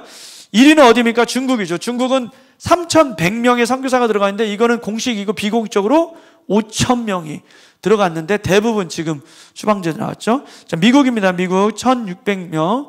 여기는 이제 한인교회 하시는 분들도 파송을 받아서 갔기 때문에 선교사 숫자에 들어갔습니다. 일본 1,260명, 지금은 1,400명까지 들어갔습니다. 근데 일본의 기독교인 비율은 3.5%네요. 그죠? 그 다음에 필리핀, 인도, 러시아, 태국, 인도네시아, 독일, 캐나다. 제가 왜 이걸 보여드리냐면, 아까 미전도 국가에 지금 선교사가 많이 필요하잖아요. 그죠? 거기에 지금 선교사가 여기 랭킹에 들어가 있는지를 한번 비교를 해보면 좋을 것 같아요. 한국말로 하고 있는데 이해되시나요? 그죠? 제가 미전도 국가들을 보여드렸잖아요. 지금까지 그저 지도를 통해서. 그런데 한국 선교사가 들어가 있는 10대 국가가 있는데, 아까 보여드렸던 국가들 중에 여기에 들어가 있는 국가가 있느냐라고 하는 것이죠. 그래서 어떻게 보면 요게 이제 선교지의 이제 재파송, 저희 같은 선교단체도 선교사가 많이 들어가 있고 특별히 거기가 복음화가 됐다 하면 다시 다른 지역으로 보내거든요. 그런 일들이 많이 이루어져야 될 것 같습니다. 복음이 시급한 지역, 네, 미전도 종족이 많이 있는 지역으로 선교사님들이 선교지를 다시 한번 재배치하는 그런 일들이 일어나야 될 것 같습니다. 자, 세계 종교 현황을 한번 보도록 할까요? 전 세계 기독교는 몇 프로인가요? 네, 33.3%, 25. 그런데 이 기독교 안에는 여러분 그거 아시나요? 이게 우리는 개신교를 생각하시면 안 되고요. 개신교, 독립교단, 성공회. 지금 저기에서 한 가운데 있는 가장 빗변쳐 있는 가장 많은 사람을 차지하고 있는 것이 바로 캐톨릭이죠. 그렇죠? 정교회가 있고 이단. 여러분 통일교도 기독교 숫자로 들어가 있다는 사실을 여러분 아셔야 됩니다. 여호와의 증인 기독교로 들어가 있습니다. 제7일 안식일교 기독교로 들어가 있습니다. 몰몬교 기독교로 들어가 있습니다. 구원파 기독교로 들어가 있습니다, 여러분. 네. 그 다음에 보니까 무종교를 한번 볼까요, 여러분? 무종교자가 83%인데 그러니까 무종교자 안에 안티 크리스찬이, 그러니까 크리스찬이 되었다가 안티가 되신 분이 몇 프로냐면 17%예요. 특별히 코로나19가 길어지고 있는데 기독교가 굉장히 사회의 지탄을 받고 있죠. 그죠? 이런 때에 안티가 되는 분들이 많이 늘어나지 않을까 염려가 됩니다. 다시 말하면 믿는 저희들이 정말 잘해야 될 것 같아요. 그렇지 않으면 어떻게 보면 기존의 믿음 생활을 하다가 실망을 해서, 그죠? 믿음의 자리를 떠나서 안티 크리스찬이 되신 분들이 17%나 된다라는 것은 굉장히 가슴 아픈 일인 것 같습니다. 네. 여러분이 잘 아는 그 사회학자 진 땡땡 그 교수님, 그 신랄한 비판하시는 그분도 목사님 자녀세요. 안티 크리스찬이시더라고요. 이렇게 뭐 이렇게 나와서 이렇게 하고 많이 이렇게 날카로운 말로 비판다고 많이 하시는데, 네. 그리고 이슬람교가 23.9%인데 여러분 인구가 18억이에요. 제가 선교지로 나가기 전에 지금 14년 됐는데 그때 이슬람에 대한 강의를 제가 했었거든요. 그때 이슬람 인구가 6억 명이었어요. 기억이 뚜렷이 나는데, 그러니까 얼만큼 빨리 이슬람이 증가하고 있다는 걸 여러분이 아시면 되고, 나중에 표를 보여드리겠지만 2050년이 되면 드디어 이슬람이 우리 기독교를 앞진다라는 통계가 나와 있습니다. 이대로 가게 되면 굉장히 경각심을 가져야 되는 때인 거죠. 힌두교는 10억 7천만 명, 부족 종교는 얼마입니까? 7억 명 정도 되죠. 불교는 5억 명 정도 되고 있습니다. 불교의 종주국은 태국이 되는 거죠. 그리고 부족 종교는 대부분 아프리카, 특별히 서부 아프리카에 굉장히 많이 몰려 있습니다. 세계 종교 성장률을 한번 볼까요? 네. 거기에 보면은 세계 인구 성장률이라고 있죠. 그죠? 세계 인구가 성장하는 그 그래프에 비해서 짧은 그래프들은, 예를 들면 일본이 옥소독스네요. 이게 정교회예요. 정교회는 세계 인구 성장률을 쫓아가지 못하고 있습니다. 다시 말하면 쇠퇴하고 있는 거죠. 그래서 여러분, 유럽의 대부분의 종교가 뭐죠? 캐톨릭과 정교회죠. 정교회하고 두 번째가 캐톨릭이라고 되어 있잖아요. 이게 지금 세계 인구 성장률 쫓아가지 못하라고 한다는 것은 유럽 기독교가 몰락했다. 그게 이 표를 보면 알 수 있습니다. 이해됐나요, 여러분? 유럽의 기독교를 이루고 있는 근간이 캐톨릭하고 정교회인데, 이 표를 보니까 뭐 정교회는 거의 죽어 있는 상태죠. 그죠? 캐톨릭은 이제 세계 인구 성장률의 딱 절반 정도 되잖아요. 그렇기 때문에 유럽의 기독교가 몰락한 것 같은 느낌을 받는 거죠. 실제로 몰락했고. 하지만 유럽에서도 지금 선교적 그런 교회들은 부흥하고 있고, 복음주의 교회들은 부흥하고 있다라고 하는 것이죠. 맨 밑에 보니까 빨간 그래프가 가장 지금 많이 나가 있네요. 그게 보니까 에반젤리컬이죠. 복음주의죠. 복음주의. 복음주의는 전 세계적으로 봤을 때 부흥하고 있는 거죠. 복음주의의 특징이 뭐죠? 복음주의가 뭡니까, 여러분? 복음주의는 오직 예수 그리스도를 통해서만 구원을 얻을 수 있다. 예수 그리스도 이외에는 대안이 없다. 왜 복음주의가 계속해서 부흥하고 있을까요? 대안이 없기 때문인 거죠. 예수님만 우리의 대안이 되기 때문에. 네, 아멘이십니까? 그렇습니다. 전 세계적으로 복음주의가 굉장히 성장을 하고 있는 모습을 보고 있습니다. 복음주의 바로 위에가 크리스마틱이네요. 그죠? 뭡니까? 은사주의죠. 오순절, 남미 쪽에서 폭발적으로 지금 증가하고 있죠. 바로 밑에가 무슬림이네요. 무슬림도 엄청나게 증가하고 있는 모습을 볼 수가 있습니다. 세계 종교의 흐름을 한번 보도록 할까요? 이렇게 보이시나요? 그죠? 네. 노란색은 기독교인데 지금 거의 멈춘 거죠. 캐톨릭과 정교회가 너무나 쇠퇴했기 때문에 복음주의가 증가한다 하더라도 평균 깎아먹었죠. 그래서 그대로 가고 있는데, 저 그래프 중에서 유일하게 증가를 뚜렷하게 보이고 있는 종교가 하나 있네요. 뭡니까? 무슬림이라고 되어 있죠. 네, 이슬람. 2050년까지 가면 맨 밑에 연도가 나와 있는데, 2045년을 기점으로 2050년이 되면 이제 무슬림들이 크리스찬을 앞지르게 된다라는 통계입니다. 자, 여러분, 네. 주요 현황을 주요 종교를 한번 보도록 할게요. 색깔이 다 나와버렸네, 한 번에. 네. 저기 보니까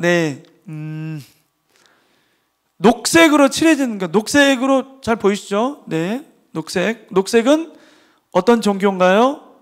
네, 이슬람이죠. 이슬람이 저렇게 몰려 있습니다. 그리고 빨간색은 뭘까요? 무종교죠. 대부분 중국에 몰려 있네요. 그리고 갈색은 힌두입니다. 힌두. 그 다음에 주황색은 무슨 종교인가요? 네, 불교죠. 불교. 전 세계 종교가 한눈에 알아볼 수 있게 되었습니다.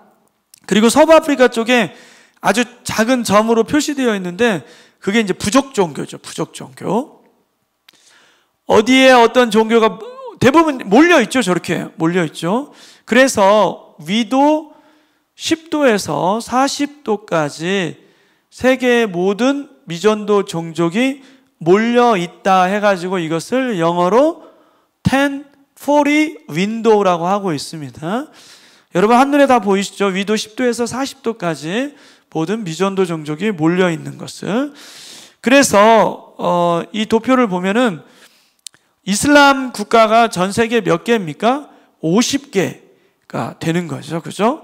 힌두의 국가는 몇 개입니까? 3개 국가고, 불교를 숭상하고 있는 국가는 11개 국가입니다. 그래서 무슬림이 18억, 힌두는 10억 명, 불교는 5억 명이 됩니다. 다시 한번 미전도 종족 분포도 표를 보면, 네, 색깔이 이렇게 순차적으로 덮여져야 되는데, 아까 설명했기 때문에 넘어가도록 하겠습니다. 다음에 이슬람교 분포도를 보면, 여러분 전 세계의 종족이 몇 개라고요? 종족을 나눠봤더니 17,000여 개 정도가 되는데 그 중에 6,900여 개의 미전도 종족이 남아 있습니다. 이슬람교가 몇 개인가요? 2,500개의 종족이 있고, 힌두는 2,200여 개. 대부분의 이게 어느 나라에 몰려 있다고요? 지금 힌두가? 인도죠. 인도하고 네팔에 지금 다 몰려 있습니다. 인도에 선교사님도 많이 들어가 있어요. 그럼에도 불구하고 인도의 선교사님은 계속해서 들어가야 되는 이유는 대부분의 미전도 종족, 전 세계 3분의 1의 미전도 종족이 인도에 지금 몰려 있기 때문에 인도는 그러함에도 불구하고 계속해서 선교사가 필요한 그런 국가인 거죠. 부족 종교는 1,100개 정도 되고, 그 중에 서부아프리카에 한 550개가 몰려 있습니다. 불교는 한 400개 정도 되고, 기타 600개 정도의 미전도 종족이 남아있죠. 다음 표를 한번 우리 좀 주시해 보면 좋을 것 같습니다. 세계의 성경 번역 현황입니다. 전 세계에는 7,350개의 언어가 있습니다. 그 중에 3,362개의 언어로 성경이 번역되어 있습니다. 그러니까 다시 말하면 성경 번역이 지금 얼만큼 이루어진 거예요? 신구약 단편 떠나서 절반 이루어진 거죠. 절반. 2018년도 기준으로 봤을 때 성경 전서로 번역된 언어는 692개고, 그다음에 신약 전서, 신약만 봤을 때는 1547개고, 단편 성경은 1123개로 번역되어 있습니다. 단편 성서가 없는 언어는 3988개예요. 그래서 전 세계 15억 명은 성경이 없습니다. 놀라운 것은 여러분, 이러한 성경 번역의 상태가 굉장히 어떻게 보면 시급하죠. 미진함에도 불구하고 영어 성경은 여러분 종류가 500종류 이상이에요. 그 다음에 우리 한국어 버전이 몇 개나 되는지 아세요? 10개. 개역개정, 개역한글, 쉬운 성경, 또 뭐가 있죠? 현대인의 성경, 블라블라 성경 이렇게 있잖아요. 제가 지금 무슨 얘기하고 있나요? 예를 들면 우리가 구원을 받는 데는 한글 성경은 버전이 한두 개만 있어도 되잖아요. 그죠? 영어 성경 NIV 있고 NLT 있고 킹 제임스 버전 있고 블라블라 있고 영어 버전 성경 몇 개만 있으면 될까요? 2개나 3개만 있으면 되잖아요. 그죠? 아직도 전 세계에는 절반 이상의 언어로 성경 번역이 되지 않았고 15억 명이 모국어로 된 성경이 없는 거예요. 그러니까 성경 번역에 더 많은 힘을 쏟아야 되는데 우리나라는 이미 버전이 있음에도 불구하고 성경 버전이 계속해서 거기에 많은 재정이 지출되고 있고 많은 인력이 거기 투입되고 있는 거죠. 선교지에도 아까 재배치가 이루어져야 된다고 했잖아요. 선교지에도 빈익빈 부익부가 일어나고 있잖아요. 그죠? 우리 크리스찬들이 재정을 할애해야 되고 시간과 노력과 어마어마한 헌신도 할애해야 되는데 성경 번역이 너무나 시급한 이때에 만약에 이런 통계와 수치를 알고 있다면, 흐름을 알고 있다면 이런 사역을 하시는 분들이 특별히 좀 같이 고려해서 협력해서, 그죠? 파트너십을 맺어서 우리에게 시급한 것이 뭔가, 시급한 선교지가 무엇인가, 시급한 전략이 무엇인가, 선교지의 시급한 재정 어디로 가야 되는가, 시급한 기도를 무엇을 위해서 해야 되는가, 시급한 사역, 여기에 있어서도 우리가 연합해서 파트너십을 맺고 이런 일을 위해서 우리가 같이 협력하고 기도하고 물질을, 인력을 투입한다면 얼마나 좋을까, 그런 생각을 해봅니다. 특별히 여러분, 이거의 심각성을 보여주고 있는 게 이제 아프리카 대륙인데, 여기서 지금 빨간 색깔로 되어 있는 것은 이슬람이 강한 거, 그 다음에 파란색이 강한 것은 기독교가 강한 거예요. 아프리카는 두 개로 나눠졌죠? 절반 잘라서 위쪽은 이슬람이 강하고 잘라서 밑에는 기독교가 강한 거죠. 특별히 여러분, 서부 아프리카는 14개 나라의 불어권 국가가 있습니다. 14개 나라가 불어를 사용하는 나라인데 대부분이 이슬람 국가로 되어 있어요. 한번 표를 보니까 불어권 국가, 네. 전 슬라이드 한번 보여주시겠어요? 네, 죄송합니다. 불어권 국가가 몇 개인가요? 아프리카에? 네, 22개죠. 영어권 국가는 19개예요. 어떤 언어를 많이 쓰고 있나요? 아프리카에서? 불어를 쓰는 나라가 더 많아요. 처음 아셨죠? 다 영어만 쓰는 줄 아셨죠? 거기에 선교사 분포를 봤더니 불어권에 7.4%, 와우. 영어권에는 92.5%. 선교사 분포가 어디에 많이 쏠려 있어요? 지금 영어권에. 아까 잘라가지고, 아프리카 대륙을 잘라가지고 위에는 이슬람이잖아요. 대부분이 무슨 불어권, 밑쪽은 기독교인데 대부분이 어떤 언어를? 영어를. 그거 다 기억하시죠? 그죠? 그런데 선교사가 어디에 다 들어가 있어요? 영어권에. 이미 복음화가 되어 있는 기독교 쪽에 많이 들어가 있는 거죠. 전 세계 선교사 현황을 봤더니 놀라운 것은 불어권은 0.002%, 영어권은 99.2%.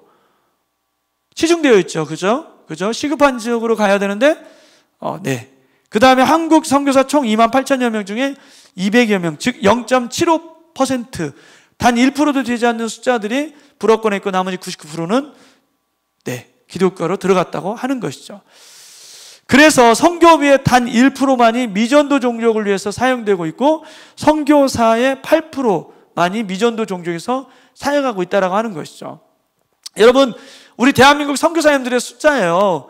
동북아시아 6,000명 쭉 가서 밑에 보니까 서중앙 아프리카에 320명 들어가 있네요. 미전도 종족이 아까 봤을 때 서쪽과 북쪽에 대부분 미전도 종족이 몰려 있었잖아요. 이제 중앙까지 해서 320명인데 서북쪽 해봤자 한 200여 명밖에 안 되는 거죠. 느낌 오시나요, 여러분? 지금 굉장히 복음화가 시급한 지역에 선교사가 많이 들어가 있지 않고 시급하지 않은 지역에 들어가 있다는 걸 알 수가 있는 거죠. 표 하나 보여드릴게요. 여러분 잘 보일지 모르겠는데 여기에 보면은 아까 보여드렸던 14개 나라의 종족들을 나타내고 있는데 특별히 이슬람이 99.9%인 종족을 지금 색깔로 지금 표시를 해놨어요. 그렇죠? 가장 길게 표시되어져 있는 종족 이름이 뭔가요? 투꿀루르라는 종족이에요. 거기는 기독교인이 몇 명이에요? 단 한 명도 없어요. 놀라운 사실이죠. 그죠? 99.9%의 이슬람들이 그렇게 많이 몰려있고 단 한 명의 개종자도 나오지 않은 그 지역에 선교사는 1%도 들어가 있지 않고 미전도 종족을 위한 사역비, 헌금이 그렇게밖에 들어가 있지 않다라고 하는 것이죠. 여기서 우리는 눈이 열려야 되고 전략이 세워져야 되고 기도의 방향이 정해져야 되고 선교사를 앞으로 우리가 파송할 때 어느 지역으로 가야 되는가가 타켓이 정해져야 되고 하는 것이죠. 특별히 선교학교를 마치고 우리가 앞으로 단기 선교를 간다라고 하면 의례적으로 이렇게 갔기 때문에 가야 된다라고 뭐 그것도 중요하겠지만 전혀 우리가 밟아보지 않았던 새로운 그 땅을 향해서 나간다는 건 굉장히 중요합니다. 제가 나중에 단기 선교에 대해서 짧게 얘기를 하겠는데 단기 선교의 제일 되는 목적은 여러분 우리가 선교의 비전을 갖는 것도 중요하지만 하나님의 나라를 확장하고 거기에 있는 장기 선교사님을 돕는 목적이 일단은 가장 큰 것이죠. 어찌하든지 간에 그곳 사역하는 선교사님을 돕고 선교가 더 활성화되고 선교 열매가 맺고 그를 위해서 기도하는 기도팀이 만들어지고 이런 일들이 단기 선교를 통해 선교학교를 통해 이루어진다라고 하면은 굉장히 유익이 있는 것이죠. 그래서 여러분 기독교인 비율이 낮은 국가 10대 국가 한번 볼까요, 여러분? 자, 1위가 어디예요? 아프가니스탄이에요. 아프가니스탄은 지금 저희가 여권 가지고 들어갈 수가 없습니다. 여기는 비즈니스 에즈 미션 뭐 이런 비즈니스를 통해서만 들어가서 일하면서 복음을 전할 수 있는 그런 땅인데 아프가니스탄 있네요. 두 번째는 사하라, 그 다음에 알제리, 예멘, 소말리아, 모르타니아, 터키, 모로코, 몰디브, 니제르 이런 순위죠. 가장 기독교인이 없는 거예요. 0.02부터 해서 0.45까지 있네요. 이런 나라들을 우리는 더 많이 품어야 되고 더 많은 선교사를 보내야 되고 더 많이 이 땅에 있는 여기 다 선교사님들이 다 들어가 있죠. 선교사님들의 사역을 세우기 위해서 그리고 없다라고 한다면 파송을 해서라도 우리가 끊임없이 하나님의 나라를 확장해 가야 되는 거죠. 자, 세계 선교의 한번 상황의 변화를 한번 보도록 하겠습니다. 자, 첫 번째가 우리가 봐야 될 게 세계화와 지역화입니다. 세계화와 지역화. 여러분, 지금 전 세계는 세계화를 이루고 있죠. 그죠? 예를 들어서 여러분, 어느 나라든지 백화점에 갔을 때 화장품을 산다면, 향수를 산다면 어느 백화점 몇 층으로 가는지 아세요? 안 가봤나요? 여러분, 자, 1층에 가면 어느 나라 백화점이든지 향수를 사고 싶다. 그죠? 여자 화장품을 사고 싶다. 1층에 가면 됩니다. 여자 옷을 사고 싶다. 그러면 2층에 가면 됩니다. 그냥 어느 나라든지 백화점에 가가지고 나는 가전제품을 사고 싶다. 그럼 눈 감고 맨 꼭대기층에 가면 가전제품을 살 수가 있습니다. 그죠? 요즘 젊은이들이 다 스마트폰을 들고 다닙니다. 선글라스 끼고 청바지를 입고 다닙니다. 그런데 여러분 아세요? 제가 있는 세네갈의 미전도 그 부족에 한번 찾아갔거든요. 거기 추장님을 만나고 싶어서 인사를 들어갔는데 추장님이 선글라스 끼고 청바지 입고 스마트폰을 들고 나오더라고요. 전화 받고 전화하면서 나왔습니다. 이렇게 세계화가 이루어지고 있는 것이죠. 그걸 우리는 지구촌이라고 표현을 하고 있잖아요. 그죠? 서로 단일화가 되어가는 것 같고 하나가 되어져 가는 것 같고 보편화를 이루어져 가는 것 같습니다. 글로벌화를 이루어지고 있는데 놀라운 것은 여러분 안으로 들어가 볼수록 그게 하나가 되어가고 보편화 되어가는 줄 알았는데 나눠지고 있고 섹터화 되고 있다라고 하는 것이죠. 예를 들면 뭐 이런 것이죠.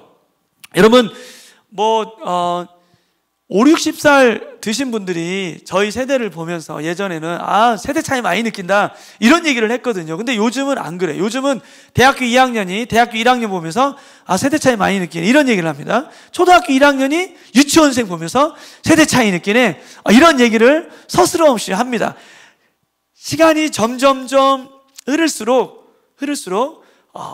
급변화 되어져 가면서 우리가 스마트폰을 들고 다니고 청바지를 입고 다니고 뉴스를 보면서 전 세계가 하나 되어져 가는 것 같지만 그 안에 들어가 보면 굉장히 나눠지고 있는 거죠. 예를 들면 전 세계적으로 봤을 때 세계화가 되어져 가고 있는 대도시가 있다라고 한다면 뭐 LA가 있겠죠. LA. 그죠? LA에 가 보면은 한국 사람이 있죠. 한국 사람 모여 살고 있습니다. 중국 사람도 모여 살고 있습니다. 네팔 사람들끼리 모여 살고 있습니다. 근데 놀라운 것은 그 사람들이 LA라는 도시에서 서로 섞여가지고 서로 어떻게 보면 단일화를 이루면서 살 것 같은데 여러분 예를 들면은 그 샐러드볼 있죠. 샐러드볼에 당근도 들어가고 야채도 들어가고 또 뭐 드레싱도 하고 해가지고 막 섞어가지고 이렇게 먹잖아요. 그죠? 샐러드볼. LA라는 도시가 그럴 것 같은데 한국 사람들은 더 한국 것을 고집하면서 산다라고 하는 것이죠. 제가 LA에 갔는데 LA에 떡집이 있어가 떡이 먹고 싶어 갔어요. 근데 한국에 없는 떡이 거기 있더라고요. 여기에 뭐 설빙 이런 거 거기에 다 들어와 있는 거 아십니까? 그러니까 한국적인 어떤 전 세계적인 문화에 흡수되어져서 보편화되어 가는 것이 아니고 더 한국적으로, 더 중국적으로, 더 네팔적으로 섹터화되고 있다라고 하는 것이죠. 예를 들면 또 이런 것이죠. 여러분 지금 여러분 우리 스마트폰을 들고 다니면서 다 카톡을 하잖아요. 카톡. 그죠? 카톡을 하는데 카톡을 통해서 우리가 다 보편화가 될 것 같아요. 그죠? 카톡을 통해서 예를 들면 뭐 음식점 메뉴도 정하고 뭣도 하고 다 하는데 예를 들면 식사를 하러 갔습니다. 식사를 하러 갔는데 전부 다 카톡을 하고 있습니다. 모여가지고 서로 하나 되고 얘기를 할 것 같지만 카톡 속에 빠져갖고 다 나눠주고 있다라고 하는 것이죠. 그거를 일명 우리는 새로운 신조어인데, 여러분, 글로벌라이제이션이라는 말은 이게 세계화잖아요. 그리고 로컬라이제이션은 지역화라는 말인데, 세계화가 되어가는 상황 속에서 그 안에 지역화가 이루어지고 있다, 나눠지고 있다. 이게 글로컬라이제이션이라고 하는 신조어입니다.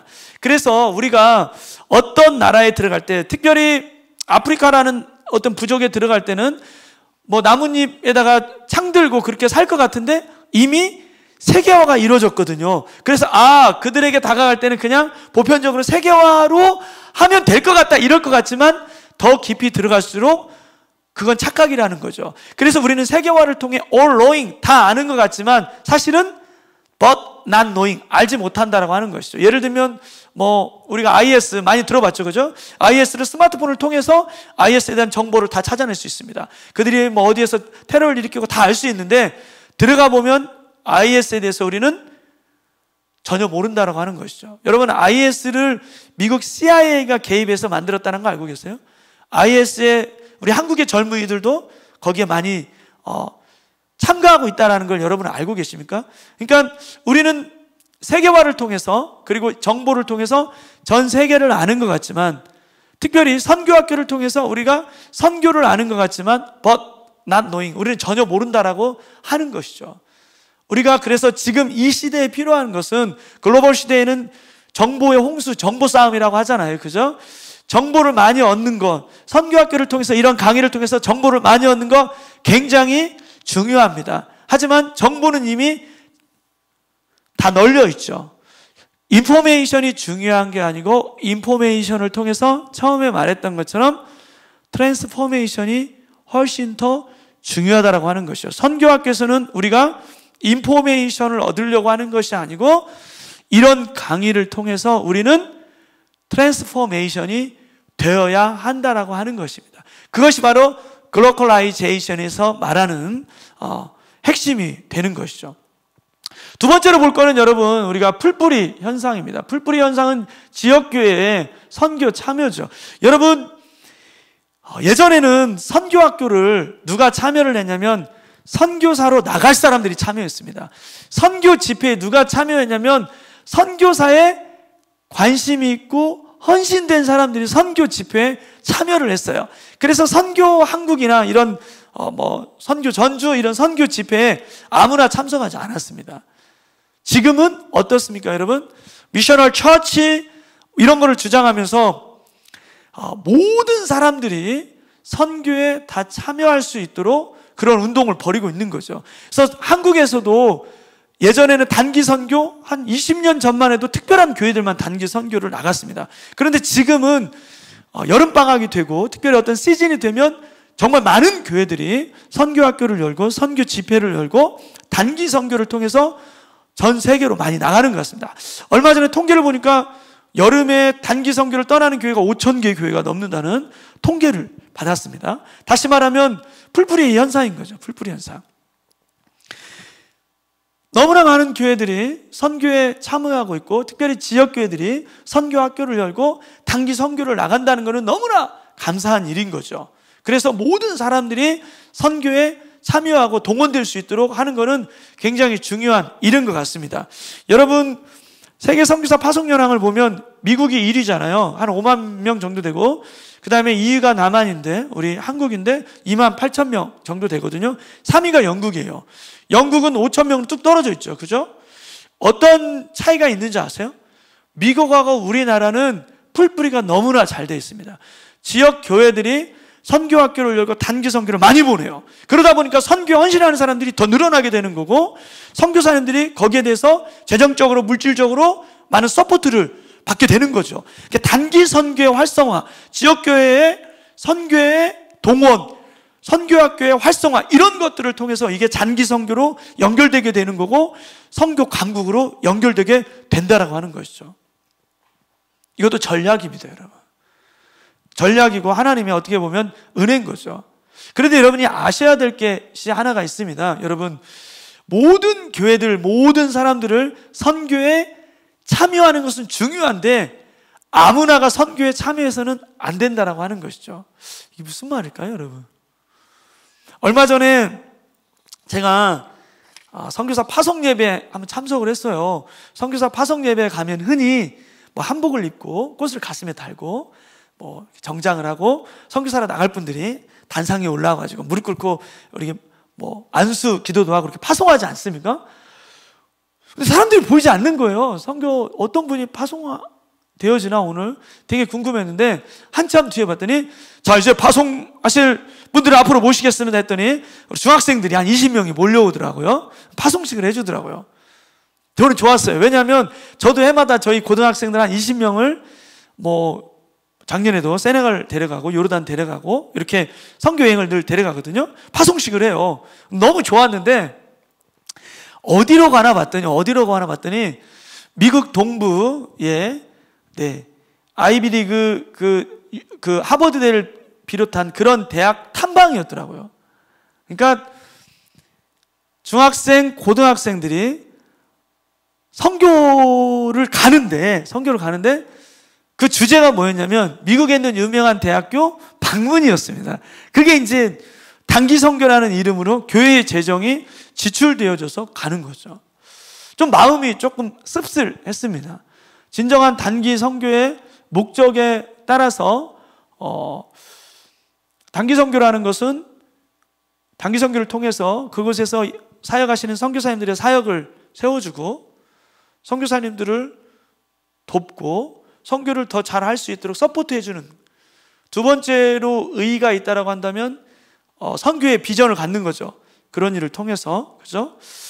어떤 그런 의의가 있어야 되는데 어떻게 보면 그거는 단기 선교가 아니고 여행이죠, 여행인데 미션 트립이라는 이제 이름으로 어떻게 보면 또 이제 단기 선교라는 이름을 하셨던데 교회 재정을 지출해서 아이들 어떻게 보면 학교 구경시켜주는 일로 단기 선교를 파송하는 모습을 보면서 많은 교회들이 많은 성도들을 선교에 동원해서 보내야 되지만 아무나가 그렇게 해서는 안 된다라는 생각을 했습니다.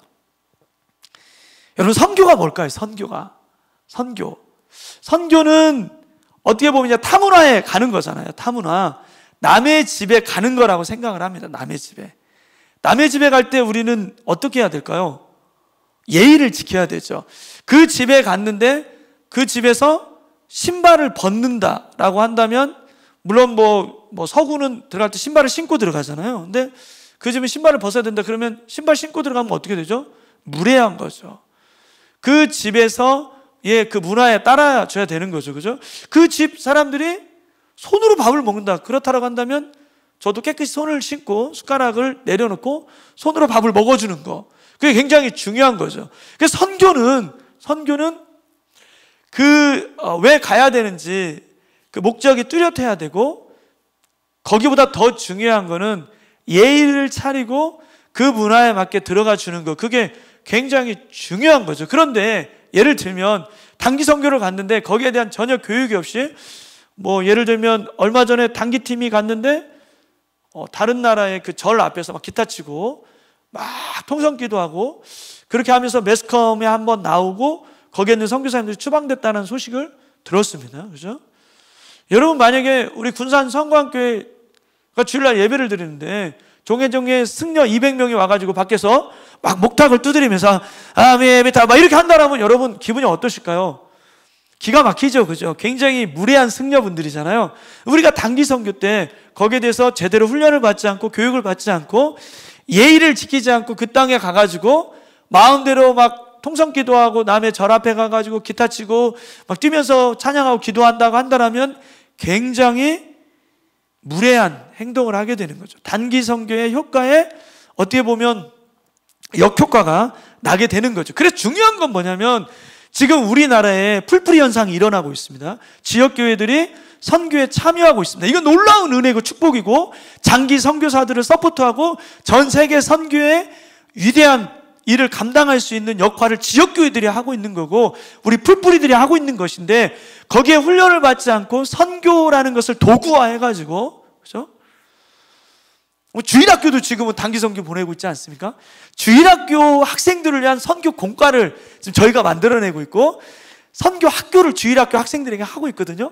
주일학교 학생들이 100명, 200명을 데리고 제가 선교사 무덤에 가서 강의를 하고 그런 일을 해마다 하고 있습니다. 그만큼 풀뿌리 현상이 많이 일어났고 지역교회가 참여하고 있는데, 중요한 것은 이렇게 많은 사람들을, 교회들을 선교에 동원하는 일을 해야 되지만 훈련을 하지 않고 아무나 무례하게 선교의 목적에 맞지 않게 사람을 보낸다든지 교회 재정을 쓴다라고 한다든지, 이런 것들은 우리가 다시 한번 돌아보고 다시 한번 고찰해보고 좀 돌이켜야 될 부분이 없진 않나라는 생각을 해봅니다. 그래서 여러분, 단기 선교사는 좋은 분들이 가야 돼요. 왜? 장기 선교사를 세워줘야 되니까. 아무나 가서는 안 됩니다. 아무렇게나 사역을 해서는 안 됩니다. 오히려 선교사님의 사역을 망치고 올 수가 있습니다. 그럼 좋은 우리 그 단기팀은 어떤 분들이 갈까요? 좋은 크리스찬이 가겠죠. 좋은 크리스찬은 어떻게 되어져야 될까요? 좋은 교회에서 나오게 되겠죠. 군산 성광교회는 좋은 교회입니까? 이런 질문을 한번 해보고 싶습니다.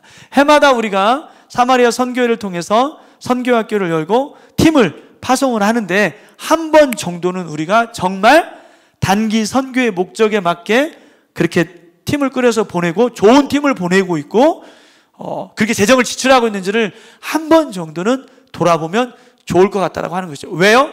1년에 5,000개 교회, 올해는 코로나 때문에 물론 안 하지만 작년까지만 해도 5,000개 교회가 나갔는데, 그냥 천편일률적으로 보편적으로 다른 교회도 가니까 가는 것처럼 가는 그런 단기 선교 또는 선교학교가 아니라 우리 군산 성광교회만의 어떤 정말 하나님 기뻐하시는 이제 18차 학교잖아요, 선교학교. 그렇기 때문에 이제는 정말 어떤 그런 노하우가 있는, 노련미가 있는, 그리고 단기 선교의 목적과 뜻에 맞는, 그리고 그런 열매를 맺는 그런 단기 선교를 좀 물론 그렇게 하고 있지만 한 번쯤은 생각해 보면 좋겠다라는 생각이 들었습니다.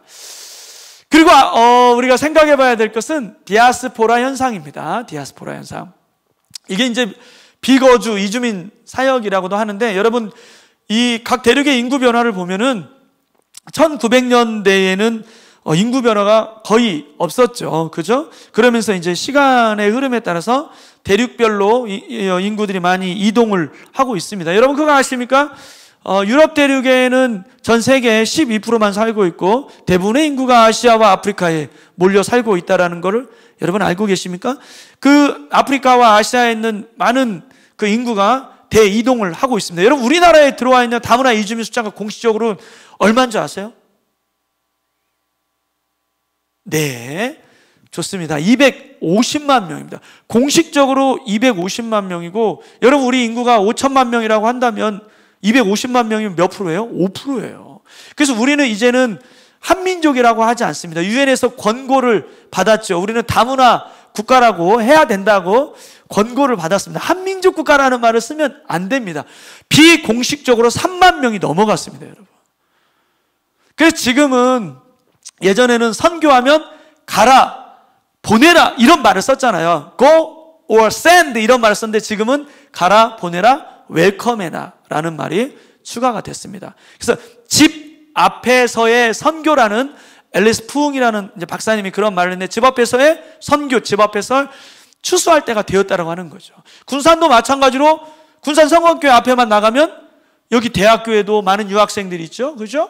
그리고 여기 회사나 공장에만 가도 다문화 이주민들이 너무나 많이 와 있습니다. 아까 말씀드렸던 것처럼 스탄자가 붙어있는 나라들, 다 지금 추방당하고 들어가기 힘든 나라들에서 온 유학생들이 많이 들어와 있습니다. 한 나라, 중국 학생들은 지금 너무나 많고, 그분들을 위해서 사역하는 분이 한국에도 지금 선교사님들이 수백 명이 넘어가지고, 특별히 저희 바울선교회 같은 경우에는 중국인 유학생들을 사역하지 마라, 우리가 하지 않아도 너무나 많다, 이미 그렇게 통계가 나와 있고, 많은 또 지역교회들이 다문화 이주민 사역을 하고 있습니다. 그 땅에 가서 우리가 그들에게 복음을 전하는 것보다 우리나라에 들어와 있는 그분들은 특징이 뭐냐면 굉장히 외롭거든요. 굉장히 외롭습니다. 조금만 잘해주고 따뜻한 말을 건네주고 그들이 필요한 것들을 조금 채워주면 그들이 문을 활짝 열어버립니다. 특별히 그들 나라 언어를 사용한다. 그러니까 우리나라에 들어와 있는 선교사님들, 다문화 이주민 사역자를 잘 훈련시키고 육성해가지고 그들의 언어로 다가간다라고 하는 것은 이거 굉장한 복음화를 이룰 수 있는 그런 시대에 우리가 살고 있다라고 하는 것이죠.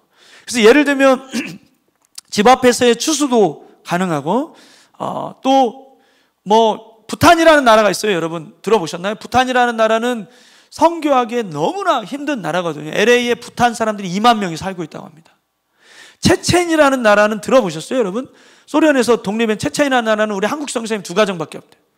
거긴 들어갈 수도 없는 나라입니다. 그런데 여러분 미국의 워싱턴 그 근처에서 체첸 사람들이 10만 명이 몰려 살고 있다라고 한. 이제 다문화 이주민 사역과 그 나라에 들어가지 않고 다른 지역에서 그 나라를 향한 사역을 하는 거, 비거주 선교라고 하는 그런 용어를 사용하고 있는데, 지금은 전 세계의 영혼들이 디아스포라 되어 있기 때문에 그들이 어디에 많이 모여 있는지를 파악하고 그들에게 접촉할 수 있는 어떤 그런 전략을 세워서 그들에게 복음을 전한다고 한다면 이제 현지에 들어가서 전하는 것보다 훨씬 더 많은 선교의 열매를 거두는 그런 시대에 살고 있다라고 하는 것이죠. 그래서 여러분들도 여러분 주위에 분명히 다문화 이주민들이 많이 있을 터인데 어떤 사람들이 들어와 있는지, 그들에게 내가 해야 될 일은 무엇인지 고민해 보면서 새로운 이 선교의 패러다임 속에서 좀 다가갔으면 좋겠습니다. 그 다음에 볼 게 이제 비서구 운동의 확산이죠. 네. 여러분 이 각 대륙별 선교사 증가율을 보시면 보이시나요? 그죠? 자, 맨 위에는 이제 서구 쪽이죠. 그 다음에 중간이 라틴 아메리카, 그 다음에 아시아, 맨 밑에가 아프리카입니다. 여러분 예전에 세계 선교를 주도했던 나라들은 유럽을 비롯한 북미, 서구의 나라들이었죠. 근데 지금은 어떤 나라들이 증가하고 있습니까?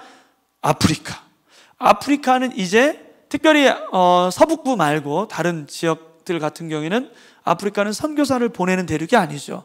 그들이 선교사를 파송하는 대륙이 되었습니다.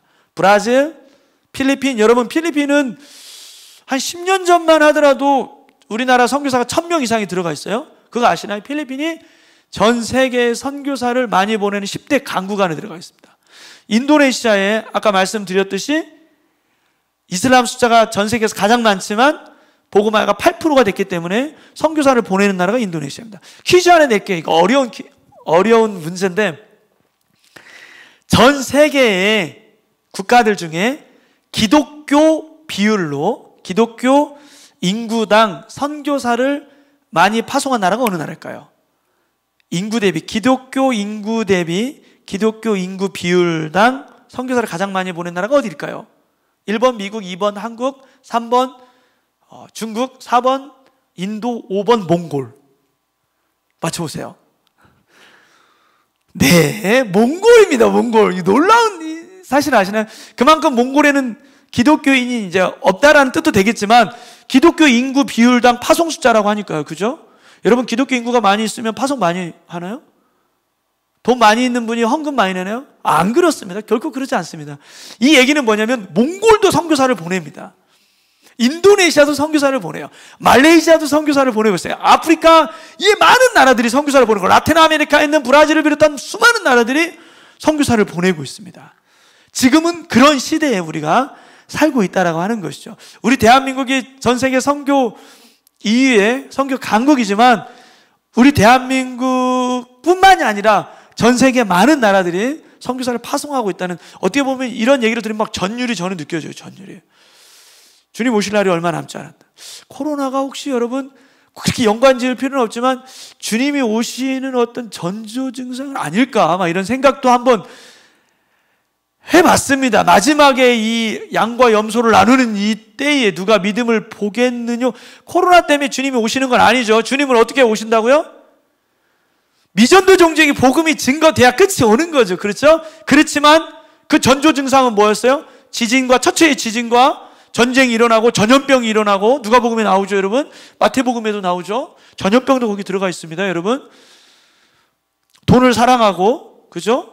부모를 거역하고 사랑이 식어가고 지금의 증세가 뭐 하나 빠진 게 없는 것 같아요, 그죠? 그래서 코로나가 빨리 끝나기를 위해서 기도해야 되지만 아까 제가 뭐라고 했죠?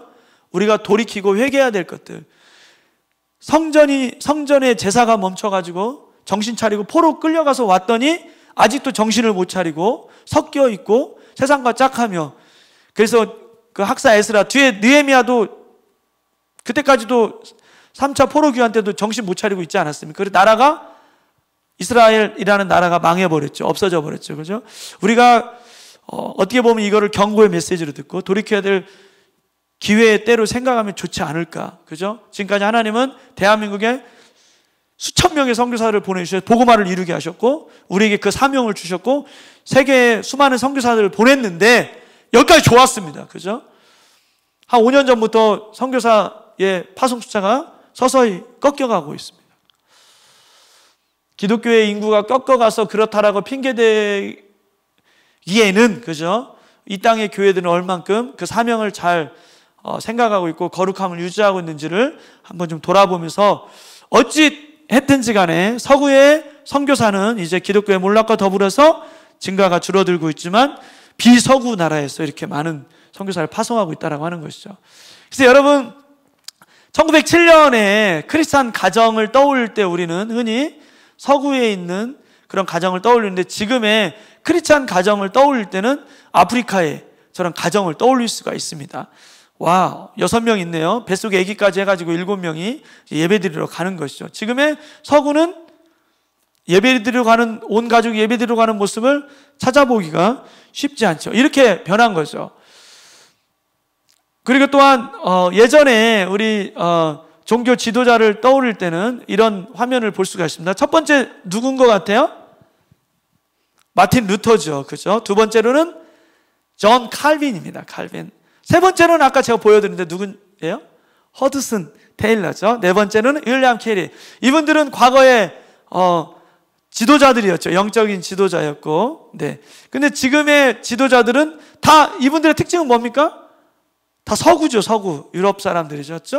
지금의 영적인 지도자들은 어떤 분들일까요? 이렇게 서구도 있지만, 그죠? 네, 아프리카 분도 있네요. 화면 넘겨주세요. 네. 아프리카 분도 있고, 그 다음에, 네, 아시아 사람도 있네요. 세 번째로. 어디서 많이 본 사람 같은데, 눈치를 못 채시는군요. 네. 이렇게 세계 선교의 흐름이 변화되어 있고, 영적인 흐름이 변화되어져 가고 있다는 거. 지금 여러분, 전 세계에 어마어마한 큰 집회, 말씀 전하는 분 누군지 아세요? 아프리카 분들이세요. 아시아 분이 영적인 리더가 되어서 세계 선교에, 뭐 예를 들면은 세계 선교단체 대표들도 아프리카 분들이 많이 쏟아져 나오고 있고, 그런 세계 선교 대회에 말씀을 전하는 분도 아프리카 분들이 많이 나오고 있는 그런 시대에 살고 있습니다. 다시 말하면 지금은 어떤 시대에 살고 있냐면, 세계 선교의 그런 축이 서구에 있었다면 비서구로 지금 가고 있는 거죠. 대한민국은 그 중간에 브릿지 역할을 하고 있는 거죠. 저 그림으로 보자면 허리 역할을 하고 있는 거죠. 이제 대한민국을 건너가서 아까 말씀드렸던 것처럼 아프리카와 그런 또한 남미의 많은 쪽으로 선교사들이 이제 축이 옮겨지고 있는데, 대한민국이 그 허리 역할을 하고 있는 거죠. 굉장히 중요한 역할을 하고 있다는 것을 여러분이 인식하면 좋을 것 같습니다. 그래서 지금은 여러분, 선교사를 많이 보내는 것도 굉장히 중요하지만 어떤 선교사를 보내느냐, 이게 더 중요하죠. 지금은 세계 선교를 위해서 많은 인포메이션을 얻는 것도 중요하지만 인포메이션보다는 어떤 일이 더 중요하다고요? 트랜스포메이션. 그래서 이제는 정말 좋은 선교사가 많이 나가는 때가 되어야만 한다라고. 어떤 선교사가 좋은 선교사입니까, 여러분? 예수님 닮은 선교사가 좋은 선교사죠. 이 땅에 오셨던 최초의 선교사는 예수님이죠. 왜? 하늘나라라는 문화에서 우리 인간의 문화로 들어오지 않았습니까? 타문화로. 그는 근본 하나님의 본체시나 하나님과 동등됨을 취할 것으로 여기지 아니하시고 자기를 비워 종의 형체를 가졌던, 그죠? 그게 성육신이라고 하는 거잖아요, 그죠?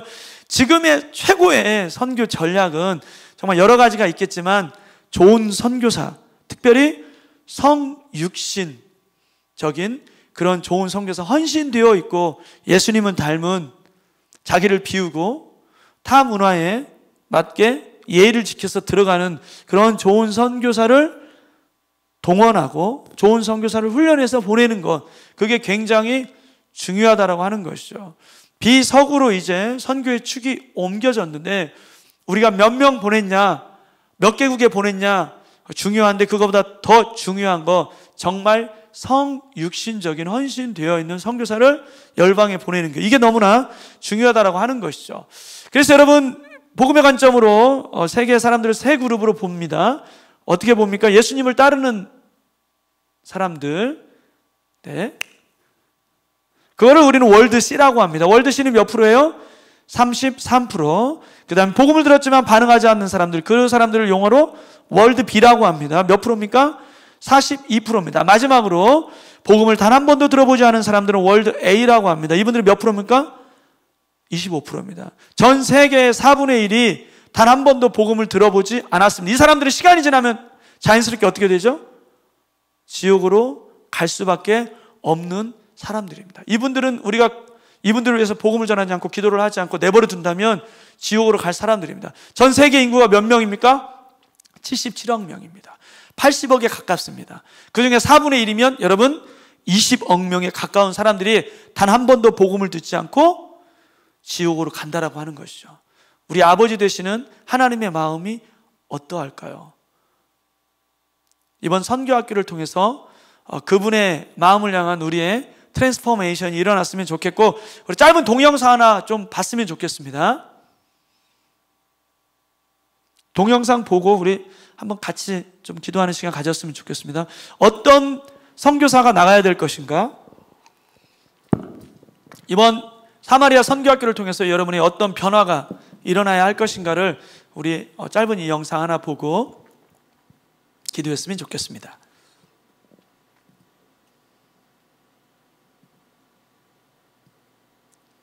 네, 1시간 반에 맞추려고 너무나 빨리 하다 보니까, 네, 영상을 틀어주시죠. 네. 이 영상은 여러분이 전에 보셨을 수도 있겠어요. 미국의 대학생 여자친구가 우간다에 가가지고 단기 선교로 갔습니다. 놀라운 충격을 받게 됐고 그의 일생을 우간다에 헌신하게 된 트랜스포메이션이 단기 선교를 통해 놀랍게 일어났는데, 굉장한 부유한 집안의 딸이었습니다. 그럼에도 불구하고 학교를 휴학해서 단기 선교를 왔었는데 학교를 포기하고 우간다에 있는 많은 아이들, 고아들을 입양을 했는데 수십 명을 입양을 했고, 그 동네에 놀라운 변화가 일어나게 됐고, 그 아이들이 예수님을 믿게 되고 구원받는 놀라운 역사가 일어나게 됐는데, 그 출발이 단기 선교였습니다. 여러분이 모르겠습니다. 이번 코로나 때문에 단기 선교를 갈 수도 있고 안 갈 수도 있고 다른 모습으로 변형되어서 단기 선교를 갈 수도 있지만, 단기 선교를 왜 가야 되고, 내가 왜 이 자리에 있고, 내가 왜 이 시간에 이런 선교학교 강의를 들어야 되는지, 그거를 한번 좀 생각해 보면서 나에게 변화가 일어났으면 좋겠고, 특별히 이 코로나 때, 그죠? 코로나 때 저는 그런 생각을 늘 해보고 기도하고 있습니다. 코로나 때 한국 교회들 안에 트랜스포메이션이 일어났으면 좋겠다. 우리가 예배는 드리고 있지만 교회 마당만 밟고 가는 그런 경건의 모양만을 흉내내는 기존의 그런 크리스찬의 모습, 변화되지 않는 그런 모습이 있지는 않은지, 마지막 하나님께서 우리에게 변화될 수 있는 기회를 주셨는데 그게 코로나다. 그리고 나에게 더 헌신할 수 있는 기회를 주셨는데 그게 사마리아 선교학교이다. 그래서 내가 이번 사마리아 선교학교를 통해서 인포메이션만 얻는 것이 아니고 내 삶의 트랜스포메이션이 나타날 수 있도록 성령님께 간절히 기도했으면 좋겠고, 더 나아가서 사마리아 선교학교 코로나 이때에 우리가 어떻게 왜 이 일이 진행되고 있는지, 그거는 나를 향한 하나님의 그 마음, 놀라운 변화가 일어나기를 원하시지 않을까, 그런 생각을 해보면서 변화가 일어났던 한 자매의 이야기 동영상 보고 내 안에도 그런 변화가 일어나게 해주십시오. 우리 교회 안에도, 우리 사마리아 선교회 선교학교 안에도 그런 놀라운 트랜스포메이션이 일어나기를 원합니다. 그동안의 기독교의 역사를 바라보면서 기독교는 안락하고 풍요하고 화려하고 편안함 가운데 부흥하지 않았습니다. 결코 박해와 고난 가운데 기독교의 역사는 놀라운 부흥의 역사가 일어났습니다. 한국에 100년 전에 선교사님이 들어왔을 때도 코로나 때보다 더 많은 전염병이 돌았습니다. 기독교 박해가 있었습니다. 편안함 가운데 우리 대한민국의 복음화는 결코 이루어지지 않았습니다. 그때는 또 일제시대였습니다. 6.25를 거쳤습니다. 보릿고개라는 경제적인 가난을 겪었습니다. 수많은 박해와 어려움이 있었지만 놀라운 부흥의 역사를 이루었습니다. 지금이 그때입니다. 편안한 가운데 기독교가 부흥된다면 하나님은 하실 일이 없습니다. 이렇게 힘든 시기 가운데 다시 한번 왜 이 땅에 예배가 멈췄고 주님의 몸된 교회를 우리가 마음대로 우리가 출입할 수 없는 이유가 무엇인지 영적인 눈으로 한번 좀 돌아보면서 어찌 하든지 간에 우리 군산 성광교회는 계속해서 이 사마리아 선교회라는 놀라운 축복의 통로로 지금 사용하시고 열방을 향해 손을 뻗어 기도할 수 있는 은혜를 주셨는데 주님, 내가 이런 선교학기를 통해서 정보를 얻기보다는 나에게 변화가 일어날 수 있도록 하나님 나를 붙들어 주십시오. 그렇게 기도했으면 좋겠는데 이제 더 이상 할 얘기 없습니다. 빨리 영상 틀어주세요. KT 데이비스라고 20대 초반의 백인 자매입니다. 이 자매가 세상 사람들 부러워하는 거 다 가진 그런 자매입니다. 미국 테네시주 아주 부유한 가정에서 자랐습니다. 고등학교 때 스포츠카를 타고 잘생긴 남자친구가 있고 공부도 1등하고 학생회장도 하고 그러던 자매입니다. 그거 다 버리고 우간다에 가서 주님을 따라가는 삶을 쓴 책입니다. 이 KT 데이비스가 고3 때 여름방학 끝날 때쯤 우간다에 있는 어느 고아원에 봉사자가 모자란다는 이야기를 듣습니다. 3주간 동안 그 아이들과 같이 지내고 그리고는 돌아왔는데 고3 내내 그 아이들만 얼굴이 어른거리는 거예요. 그 아이들이 잘 지낼까? 그리고는 졸업하고 대학을 합격하고 그리고 부모님에게 1년 뒤에 대학 들어가면 안 되나요? 1년 동안만이라도 그 우간다에 가서 그 고아원 아이들을 좀 섬기고 단기 선교를 갔다가 그 다음에 제가 대학을 가면 안 될까요? 부모님은 처음에 반대했지만 하도 간곡하게 부탁을 하니까 허락을 해줍니다. 그리고는 우간다 그 고아원을 다시 간 거예요. 거기서 1년 동안 그 아이들을 돌보고 섬기는데 어느 날 잠깐 동안 돌보라고 맡겨준 5살 된 스코비아라고 하는 아이가 뭔가 말을 하려고 하는 거예요. 어렵사리 꺼낸 한마디, 엄마라고 불러도 돼요. 그 말에 이 여자의 삶이 완전히 바뀌고 맙니다. 엄마라고 불러도 돼요. 그래서 그 아이를 진짜 친엄마로 입양을 합니다. 그냥 엄마라고 부르는 정도가 아니고 내가 너 엄마다. 그렇게 하나의 입양을 한 것이 14명. 14명의 친엄마가 됐어요. 그냥 후원자가 아니고. 그러니 어떻게 돌아옵니까?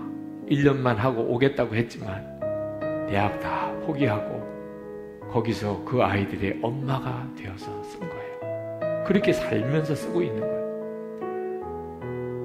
그리고 도와주는 아이가 400명 아이가 됩니다. 그 마을의 아이들이. 진짜 엄마가 돼요. 결혼도 안 했는데 아이가 14명이 된 거죠. 때때로는 고국에 있는 가족이 보고 싶고 남자친구가 보고 싶고 너무너무 외로워서 울기도 하고 어느 날은 방에 생쥐가 들어왔는데 무서워서 침대에서 내려오지도 못하고 아이들 상처난 것을 치료해 주다 보니 벌레가 그 아이 몸속에다가 알집을 심어놓은 걸 알고 그걸 파내기도 하고 기저귀 갈아주다 보니 지렁이 같은 기생충이 나오는 걸 보고 이런 형편에서 그 아이들을 돌봐야 되는 겁니다. 그러나 예수님의 눈에 눈물을 보고 난 다음 그 우간다 아이들을 향한 우리 주님의 눈에 눈물을 보고 난 다음에 이 여자를 말릴 수가 없어요. 누구도. 이 케이티는 엄마로 통합니다. 우리 집의 천사들은 나를 엄마라 부른다. 기아와 질병 등으로 엄마를 잃은 400명의 마을 아이들도 나를 엄마라고 부른다. 하도 많은 아이가 엄마라고 불러대니까 이젠 집 근처에 사는 마을 어르신들까지 나를 엄마라고 부른다. 많은 아이의 엄마. 사람들은 그렇게 말한다. 나이 지긋한 어르신도, 가게 점원도, 주차 요원도 나를 엄마라고 부른다. 선생님도, 마을 병원 의사들도 나를 엄마라고 부른다. 차를 타고 지독히 울퉁불퉁한 흙길을 달릴 때도 엄마란 외침이 들려온다. 우리 아이 딸들은 학교에 갔다가 우르르 들어오면서 엄마라고 노래를 부르고 아침마다 내 귀에 대고 엄마라고 속삭인다. 좋은 일이 생겨도 엄마라고 외치고 슬픈 일이 생겨도 훌쩍거리며 엄마를 찾는다. 그리고 그 소리를 들을 때마다 기쁨으로 내 심장이 마구 뛴다. 우리가 하나님의 이름을 부를 때 하늘 아버지의 심정도 그러하시리라.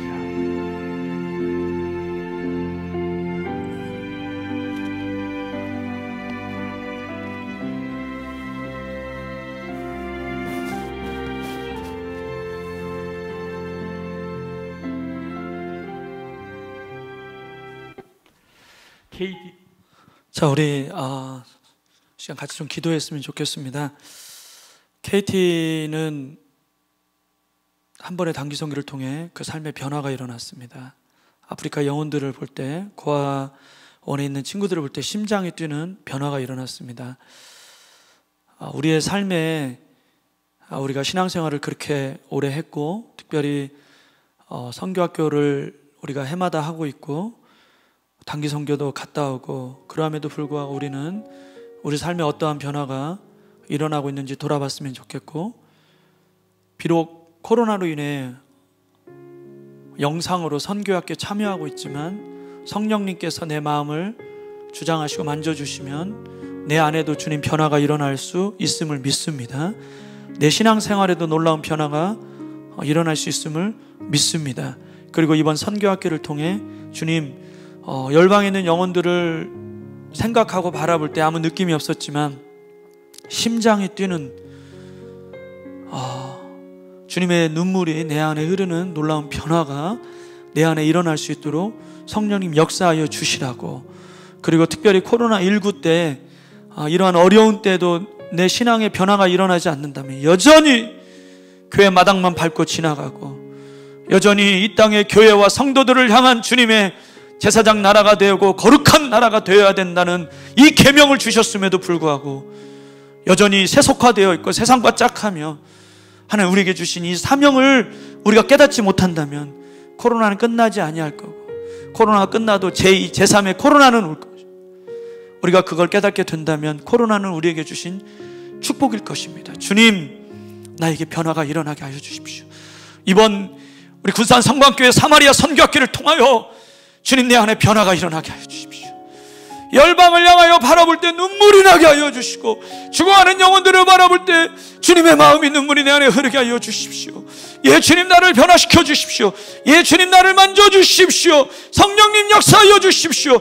우리 각자 앉은 자리에서 주의 이름 한번 부르고 기도합시다. 주여, 하나님 아버지 감사합니다. 사마리아 선교학교를 통하여서 주님 다시 한번 나에게 주님의 귀한 아버지 사명을 깨닫게 하여 주시고 열망을 향한 주님의 마음을 깨닫게 하여 주시오며, 주님 세계 선교 동향을 또 강의를 통하여서 열방에 죽어져가는 영혼이 얼마나 많은지, 그리고 우리가 정말 미전도 종족을 향해서 나가야 되는데 우리는 정말 좋은 전략과 좋은 아버지의 계획 가운데 효율적으로 선교를 하고 있는지, 우리가 단기 선교를 하고 있지만 정말 올바르게 아버지는 기도하며 재정을 쓰며 단기 선교에 참여하고 있는지 다시 한번 돌아보게 하여 주시고, 무엇보다도 우리가 깨달아야 될 것은 아버지 하나님이 정보가 아버지는 넘쳐 흐르고 있는 이때에 정보를 얻는 것이 아니고 무엇보다 우리 안에 변화가 일어나야 되는 것임을 깨달아 알게 하여 주옵소서. 특별히 코로나19의 힘든 시기를 보내고 있습니다.